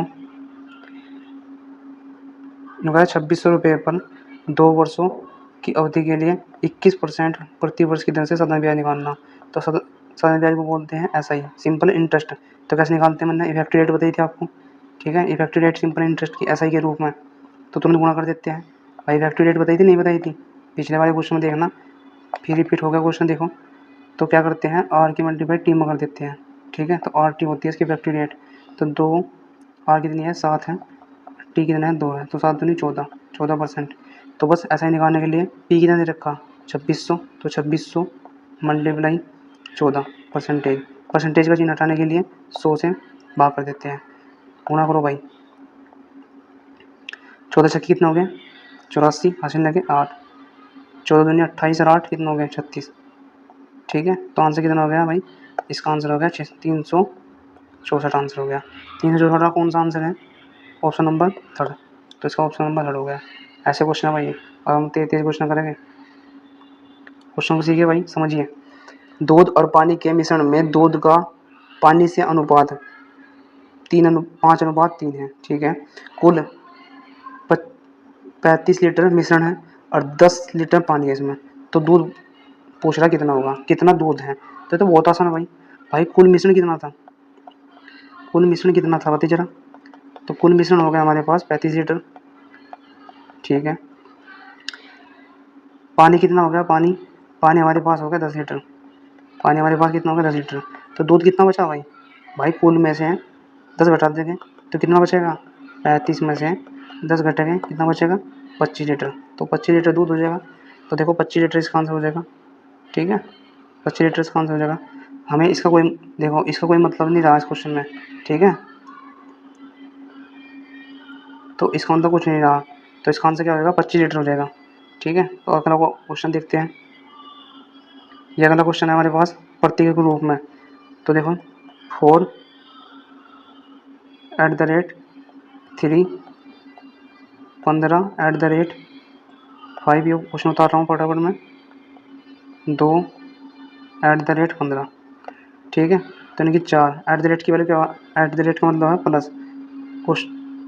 ठीक है, विस्मयादि बोधक का चिन्ह का मतलब होता है माइनस, और भाई इसका मतलब ये है, इसका मतलब ये है। ठीक है, तो करते हैं, तो इसका मतलब प्लस हो गया। देखो इसका मतलब क्या दिया है, इसका मतलब दिया है मल्टीप्लाई, तो 15 @ का मतलब क्या होता है भाई +5, विस्मयादि का मतलब होता है -8, भाग कर देंगे 2 और ये होगा +15। ठीक है, 2 से कटा कितने बार 4, 5 में से 4 गया कितना बचा 1, 15 × 45, 45 से 4 कितना हो गया 49। ठीक है, 49 और 1 और प्लस के 15, 15 से कितना हो गया 16, 16 प्लस के 49, 16 49 कितना हो गया भाई 65। तो आंसर कितना हो जाएगा उसका 65 हो जाएगा आंसर। ठीक है, अगला क्वेश्चन करते हैं।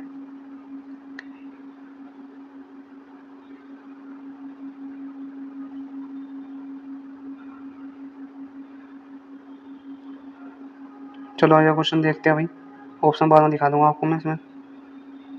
ठीक है, ये कह रहा है कि 2011 वर्ष 2011 में के दौरान कैलपोल की बिक्री और दर्द निवारक दवाओं की कुल बिक्री का अनुपात ज्ञात करना। ठीक है,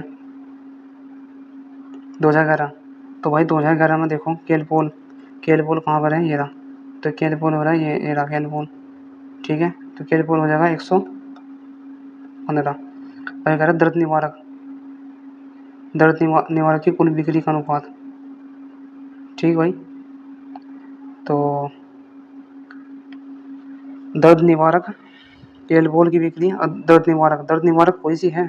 ठीक है, ये सब दर्द निवारक ही गोलियाँ हैं। तो 2011 के दौरान कह रहा हूँ, तो सबको जोड़ेंगे भाई, सबको हम क्या करेंगे जोड़ेंगे। ठीक है, तो जोड़ने का तरीका दिखाया आंसर 0 0 0, तो 0 हो गया भाई, अनुपात निकालना 0 हो गया।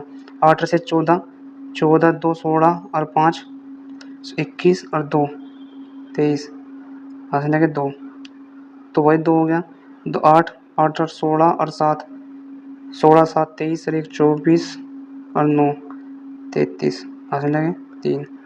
ठीक है, 3 और 1 4 और 5 9, तो ये आएगा भाई। ठीक है, तो 1 0 से 1 0 कट गई बस। तो ऑप्शन नंबर कौन सा होगा भाई इसका, यानी कि 11 115 अनुपात 933 आ रहा भाई, 933 आ रहा। तो कौन सा ऑप्शन है, ऑप्शन नंबर आपके पास 4। ऑप्शन नंबर आपके पास क्या हो गया, 4 हो गया। ठीक है, तो ऐसे निकालते हैं भाई।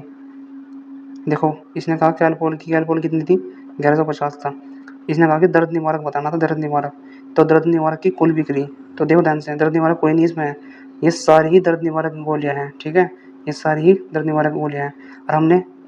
और इसने कहा था कि वर्ष 2011 के दौरान, तो वर्ष 2011 कौन सा था, ये वाली गोलियां। तो हम सबको ऐड करेंगे भाई, सबको हम क्या करेंगे, ऐड करेंगे अंत तक, अंत तक।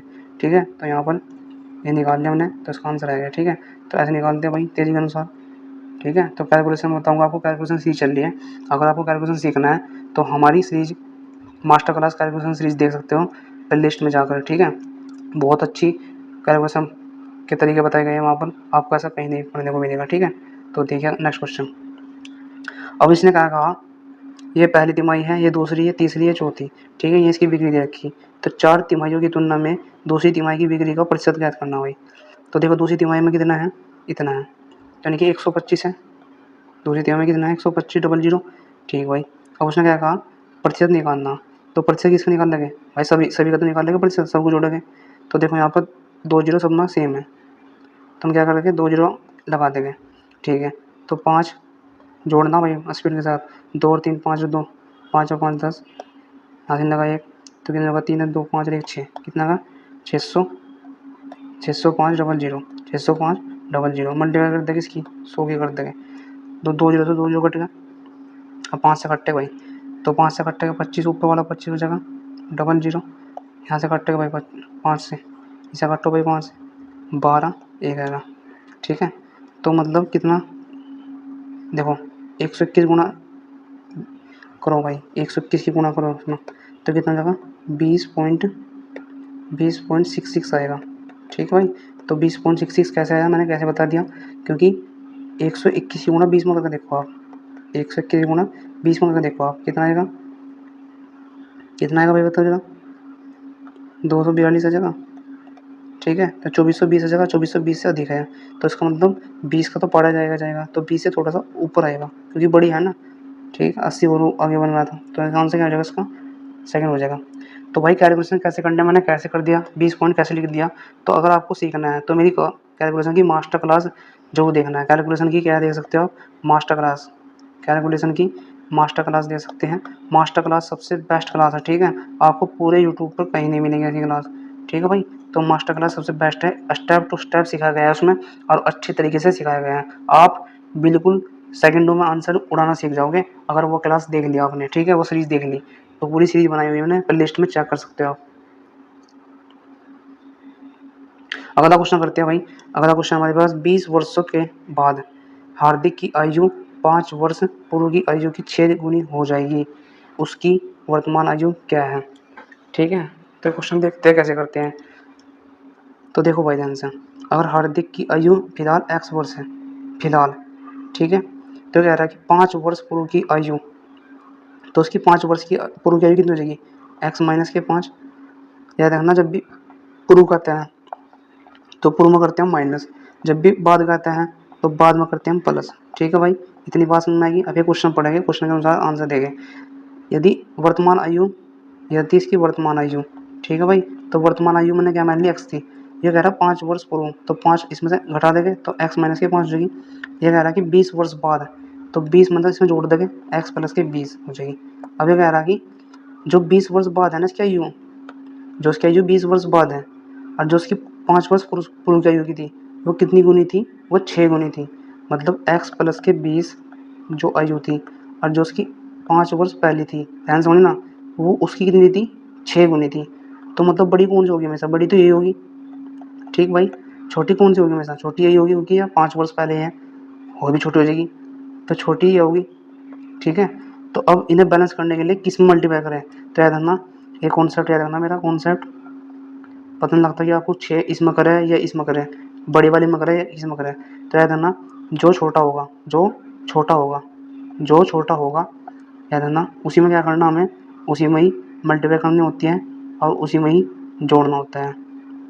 ठीक है भाई, उसी में मल्टीप्लाई करनी होती है, उसमें ही जोड़ना होता है, वही कॉन्सेप्ट है। ठीक है, तो बड़ी बराबर क्या, छोटी को बड़ी के बराबर बनाना पड़ता है, तो 6 की मल्टीप्लाई किसमें करनी पड़ती है, छोटी वाली में। हमेशा छोटी वाली में ही मल्टीप्लाई करेंगे, छोटी वाली में ही जोड़ेंगे। ठीक है, अगर बराबर करना आपको किसी भी चीज़ को, तो यानी कि x प्लस के 20 इजिकल टू 6x माइनस के 5 छंग 30।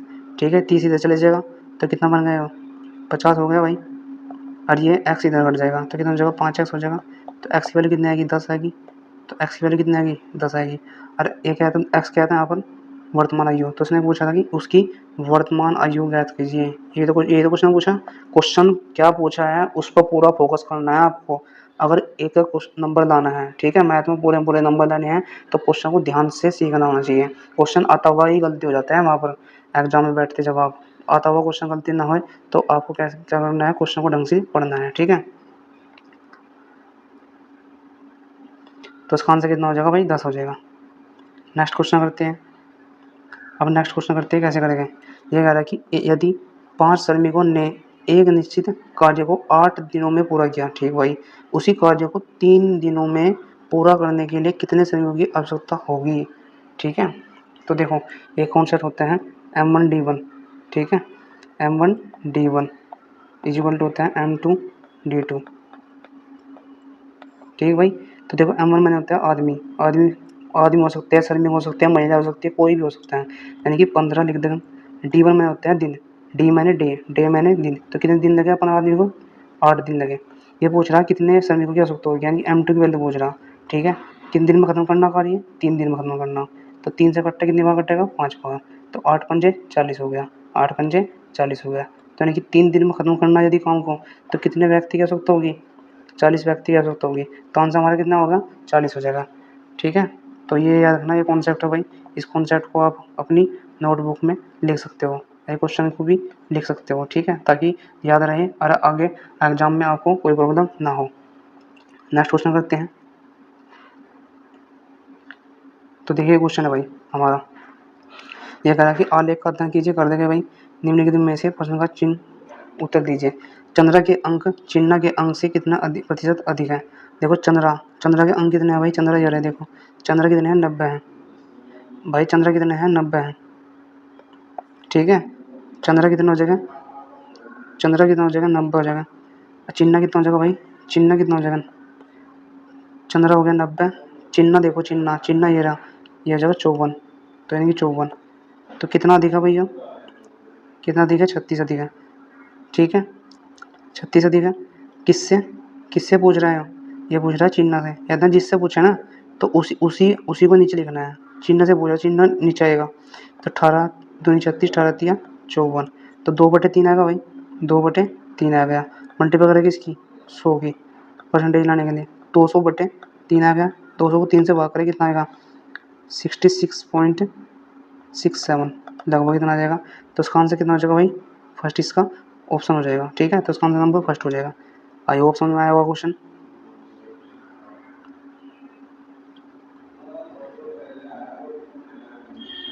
तो ये क्वेश्चन देखिए भाई, ठीक है, ये क्वेश्चन देखिए। तो पूछ रहा है कि एक ट्रेन है 70 किलोमीटर प्रति घंटे की चाल से चल रही है, उसी दिशा में 36 किलोमीटर घंटे की चाल से चल रही दूसरी ट्रेन को 20 सेकंड में पार करती है, ओवरटेक करती है। दोनों ट्रेनों को मिलाकर कुल कितनी लंबाई होगी। तो कुल लंबाई निकालने के लिए क्या करते हैं भाई, कुल लंबाई निकालने के लिए क्या करते हैं, यदि एक ट्रेन इधर चल रही है, एक ट्रेन इधर चल रही है, दोनों ट्रेन ऐसे हैं, तो उसका क्या करते हैं, सापेक्ष दूरी, सापेक्ष चाल निकालते हैं। एक सेकंड ये बता देता हूँ आपको, सापेक्ष चाल निकालते हैं भाई, सापेक्ष चाल क्या निकालते हैं, सापेक्ष चाल। तो सापेक्ष चाल कैसे निकालते हैं, अगर दोनों की डायरेक्शन एक जैसी हो तो भाई घटा देते हैं, बड़े में से छोटा वाला घटाते हैं। तो यानी 72 में से 36 गए, कितना बच गया, 36 हो गया। ठीक है, 36 हो गया अगर दोनों एक डायरेक्शन में है, क्योंकि मैं देखो उसी दिशा में कहा इसने, ध्यान से पढ़ना होता है क्वेश्चन को, उसी दिशा में कहा, तो मतलब 36 हो गया। ये 36 किलोमीटर प्रति घंटा है, ये क्या है, 36 किलोमीटर प्रति घंटा है। अब ये पूछ रहा है कि लंबाई पूछ रहा, तो लंबाई निकालने के लिए कैसे निकालते हैं भाई, लंबाई बराबर दूरी बराबर 4 गुणा समय, तो 4 कितने 36 है, लेकिन ये क्या है किलोमीटर है, तो किलोमीटर को हम क्या मतलब ऑप्शन हमारा क्या है मीटर में है, मीटर में है देखो ऑप्शन सभी मीटर में है ना, तो इसका मतलब हम मीटर में निकालेंगे। किलोमीटर को मीटर में बदलने के लिए कैसे गुणा करते हैं 5/18 से करते हैं, 5/18 से गुणा करते हैं, ये हमारे पास 4 आ गई। अच्छा कितने सेकंड में पार कर रहे हैं 20 सेकंड में, तो 18 दूनी 36 2 आ गया, कितना है 2 पंजे 10 यानी कि 200 आंसर हो जाएगा। कितना आंसर हो जाएगा 200 मीटर आंसर हो जाएगा। तो ऑप्शन नंबर कितना हो जाएगा 30 का आंसर हो जाएगा, ऑप्शन नंबर 30 का आंसर हो जाएगा। ठीक है, ऑप्शन नंबर इसका 3rd हो जाएगा। ठीक है, 200 मीटर इसका आंसर हो जाएगा। अब समझो कुछ कॉन्सेप्ट को, यदि कोई भी सापेक्ष चार्ज कैसे निकालते हैं भाई, एक ट्रेन है, कोई भी ट्रेन हो, कार हो, मोटरसाइकिल हो, कुछ भी स्कूटर हो, कुछ भी, ठीक है, यदि x किलोमीटर इस डायरेक्शन में जा रही है, ठीक है, x किलोमीटर प्रति घंटा और y किलोमीटर प्रति घंटा इस डायरेक्शन में जा रही है, ठीक है, तो उसकी जो सापेक्ष चाल होती है, जो उसकी सापेक्ष चाल होती है, अगर ये एक ही डायरेक्शन सेम है तो x माइनस के वाई हो जाती है, x माइनस के वाई किलोमीटर प्रति घंटा हो जाती है। ठीक है, नंबर 1 कंडीशन। नंबर 2 कंडीशन, यदि एक की डायरेक्शन इधर है x किलोमीटर प्रति घंटा और एक की डायरेक्शन इधर है y किलोमीटर प्रति घंटा, ठीक है मेरे भाई, तो उसकी सापेक्ष चाल क्या हो जाएगी, सापेक्ष चाल यानी कि x प्लस के वाई हो जाएगी, क्या हो जाएगी x प्लस के वाई किलोमीटर प्रति घंटा। इतनी बात समझ में आई, लेकिन इनकी डायरेक्शन कैसी है विपरीत है, ठीक है, ये विपरीत डायरेक्शन है, ये क्या है समान दिशा है। इतनी बात समझ में आएगी, तो इन्हें लिख सकते हो आप, नोट्स बनाकर लिख सकते हो आप, ठीक है, ये विपरीत दिशा है, ये आपके पास क्या है समान दिशा है। ठीक है, नंबर 3 कॉन्सेप्ट है, यदि किलोमीटर प्रति घंटा को इसमें नंबर 3 कॉन्सेप्ट यूज हुआ है, किलोमीटर प्रति घंटा को मीटर प्रति सेकंड में बदलना है, ठीक है, मीटर प्रति सेकंड में बदलना है, तो क्या करोगे भाई, अच्छा बताओ किलोमीटर बड़ा होता है मीटर बड़ा होता है, तो किलोमीटर बड़ा होता है, यदि बड़े को छोटे में बदलना हो, ठीक है, तो गुणा करेगा क्या मैं जिसमें बदलना, छोटा बड़ा है तो छोटा ऊपर आएगा, मतलब 5 ऊपर आएगा 18 नीचे आएगा। ठीक है, याद रखना ये भी बात, अगर किलोमीटर को मीटर में बदलना है तो किस में बदलना है मीटर में बदलना है, अब मीटर क्या होता है किलोमीटर छोटा होता है तो छोटे वाला ऊपर आएगा। ठीक है, यदि मीटर प्रति सेकंड को किलोमीटर प्रति घंटे में बदलना भाई, किलोमीटर प्रति घंटे में बदलना, तो फिर क्या करोगे, देखो अब की बार किस में बदलना है किलोमीटर प्रति घंटा में, तो गुणा करेगा आप किसकी, गुणा करोगे आप उसकी बड़े वाले की, तो क्योंकि बड़े में बदलना है तो बड़ा ऊपर आएगा, यानी कि 18/5 आएगा। ठीक है, तो जिसमें भी मीटर प्रति सेकंड में क्या गुणा कर देगा 18/5 में कर देंगे, यहाँ पर किलोमीटर प्रति घंटा क्या में करनी है 5/18 में करनी है। क्यों करनी है, क्योंकि छोटा में बदलना है, मीटर क्या होता है छोटा होता है, किलोमीटर क्या होता है बड़ा होता है। ठीक है, इतनी बात समझ में आई, तो इसका आंसर हो जाएगा, ये इसका कॉन्सेप्ट है भाई। अगला क्वेश्चन इंपॉर्टेंट क्वेश्चन है भाई बहुत, ठीक है, अच्छा क्वेश्चन है, तो करते हैं। यदि ए और बी दो समुच्चय हैं, जहाँ समुच्चय ए अवयव की संख्या 37 है, समुच्चय बी में अवयव की संख्या कितनी है 25 है, तो दोनों समुच्चय ए और बी में अवनिष्ठ अवयव की संख्या कितनी है 22 है, तो ये निकालना। ठीक है, तो इसको ये भी बोलते हैं भाई, क्या बोलते हैं इसको, ये भी बोलते हैं, इसका लिखने का तरीका ये भी होता है। ठीक है, तो इसका फॉर्मूला क्या होता है, देखो ए में कितने अवयव हैं 37 है, तो यानी कि एन मैंने होता है नंबर ऑफ ए में कितने हैं 37 है। ठीक है, बी में कितने अवयव हैं 25 है, तो 25 यहाँ लिख देगा। उपनिष्ठ अवयव, उपनिष्ठ को लिखने का तरीका क्या होता है, ए इंटरसेक्शन बी, तो कितना हो जाएगा 22 हो जाएगा। ए इंटरसेक्शन बी, ये क्या होता है यूनियन, इसे बोलते हैं यूनियन। ठीक भाई, इसे यूनियन बोलते हैं, इसे इंटरसेक्शन बोलते हैं, क्या बोलते हैं इंटरसेक्शन बोलते हैं इसको, इंटरसेक्शन, इसे इंटरसेक्शन बोलते हैं, इसे यूनियन बोलते हैं। तो फॉर्मूला देखिए, एन ए यूनियन बी का फॉर्मूला देखिए, ये होता है N number of A plus number of B minus number of A intersection B, ये फॉर्मूला है देखिए भाई। ठीक है, ये आपको फॉर्मूला याद रखना है, ये वाला फॉर्मूला याद रखना आपको। ठीक है, तो ये वाला फॉर्मूला आपको याद हो जाएगा। ठीक है, तो याद रखना। तो देखो ध्यान से कैसे निकालते हैं, देखो नंबर ऑफ ए की वैल्यू कितनी है 37 है, तो 37 प्लस नंबर ऑफ बी की वैल्यू कितनी है 25 है, तो यहाँ 25 लिख देगा भाई, minus number of A intersection B की वैल्यू कितनी दी है इसने, कितनी दी है 22 दी है, तो यहाँ 22 लिखी देखो मैंने, तो यहाँ 22 लिख देगा भाई। तो देखो 25 में 22 कितने बच गया, 3 बच गया, ठीक है। अब प्लस यहाँ पर आया है तो 37 की 3 कितने हो गए, 40 हो गया आंसर। 40 इसका आंसर हो जाएगा, ठीक है। तो 40 इसका आंसर हो जाएगा ऑप्शन नंबर 4। तो ये रखना, ये फॉर्मूला याद रखना भाई, ये फॉर्मूला आपको याद रखना है, ठीक है। तो ये फॉर्मूला मोस्ट इंपॉर्टेंट फॉर्मूला है, इसे याद रखना, बहुत अच्छा है। नेक्स्ट क्वेश्चन करते हैं। अगला क्वेश्चन देखिए भाई, ऑप्शन में बाद में दिखा दूंगा आपको, पहला क्वेश्चन सीखते हैं। क्वेश्चन देखिए, परिवार की कुल मासिक आय 46,000 रुपये है, ठीक है। अच्छा, भविष्य निधि पर कितने परसेंट करता है, भोजन पर इतना, चिकित्सा पर इतना, बाल शिक्षा पर इतना, मकान किराया इतना, मनोरंजन पर इतना खर्च करता है, ठीक है। वही मैंने क्या होता है, वही मैंने होता है खर्च करना, ठीक है। अच्छा जी, ये कह रहा है कि भोजन और चिकित्सा व्यय की कटौती के बाद परिवार की शेष मासिक आय कितनी है, ठीक है। परिवार की शेष मासिक आय कितनी है, तो भोजन पर कितना खर्च कर रहा है 25, भोजन पर कितना खर्च कर रहा है 25%, ठीक है। चिकित्सा पर कितना खर्च कर रहे हैं 13, चिकित्सा पर 13 कर रहे हैं, ठीक है। तो कितना 25 से कितना हो गया 38, 25 से कितना हो गया 38। लेकिन ये पूछ रहा है कि शेष मासिक आय कितनी हो जाएगी, शेष मासिक आय, तो 38 खर्च कर दिया इसने, 38 खर्च कर दिया, ठीक है। तो बचा कितना होगा, बचा होगा इसने 100 में से 38 घटा देंगे, क्योंकि 100 हमेशा 100 क्या होते हैं, आय होती हैं। 100 में से 38 घटा देंगे तो कितना बचा भाई, 100 में से 38 गया कितना बचेगा 62, तो यानी कि 62% इसका क्या हो जाएगा, बचत हो जाएगी, आय हो जाएगी, 62 आय हो जाएगी इसकी, ठीक है। तो कह रहा है कि इसका आंसर बताइए कितना होगा, तो निकाल देते हैं। देखें 46,000 का कितना परसेंटेज निकाल देंगे 42, ठीक है। परसेंटेज का चिन्ह हटाएंगे, बटे 100 कर देंगे, ठीक भाई। तो 2 कट गई। अब देखते हैं, अब 46 की मल्टीप्लाई 62 में करो भाई, 1 0 तो बाद में लगा देंगे हम, तो गुणा करते भाई। देखो 2 छक्के 12, 12 का 2 का 1 हासिल लगा 1, इसकी मल्टीप्लाई में करो, इसकी मल्टीप्लाई में करो, 6 36 और 8, 36 और 44 है 45, 45 का 5 का हासिल लगे 4। अब इसकी मल्टीप्लाई में कर दो, 6 24 और 4, 24 और 4 कितना होगा 28।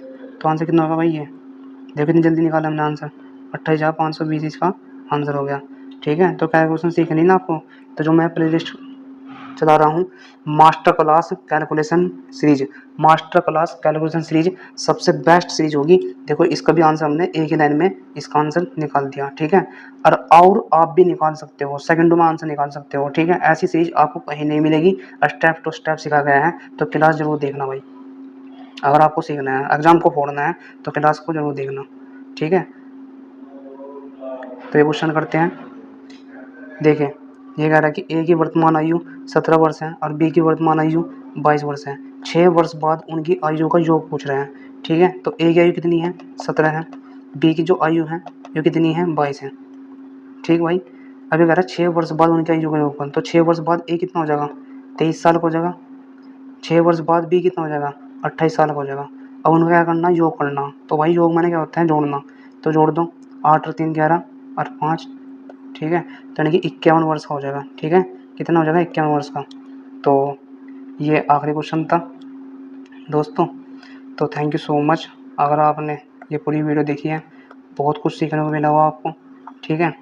तो ऐसे ही सीखते रहिए, समझ रहिए, कॉन्सेप्ट मेरे साथ क्लियर करते रहिए। आपका कोई सा कॉन्सेप्ट ऐसा नहीं होगा जो आपको ना समझ में आए, ठीक है। मैं कहता हूँ कि कॉन्सेप्ट जिसका क्लियर होता है, सिलेक्शन 100% उसी का होता है, ठीक है। सिलेक्शन लेना है तो कॉन्सेप्ट को क्लियर कीजिए।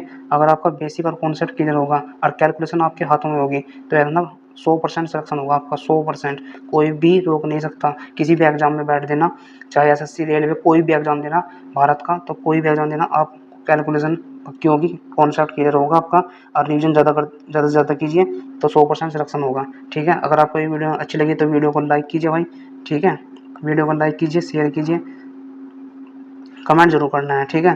कमेंट में बताइए कि कैसी लगी वीडियो, कैसी कैलकुलेशन लगी मेरी, कैसा तरीका है पढ़ाने का, तो कैसे आपको लगा है कमेंट में जरूर बताइए। तो अगले क्लास में मिलते हैं, तब तक के लिए जय हिंद,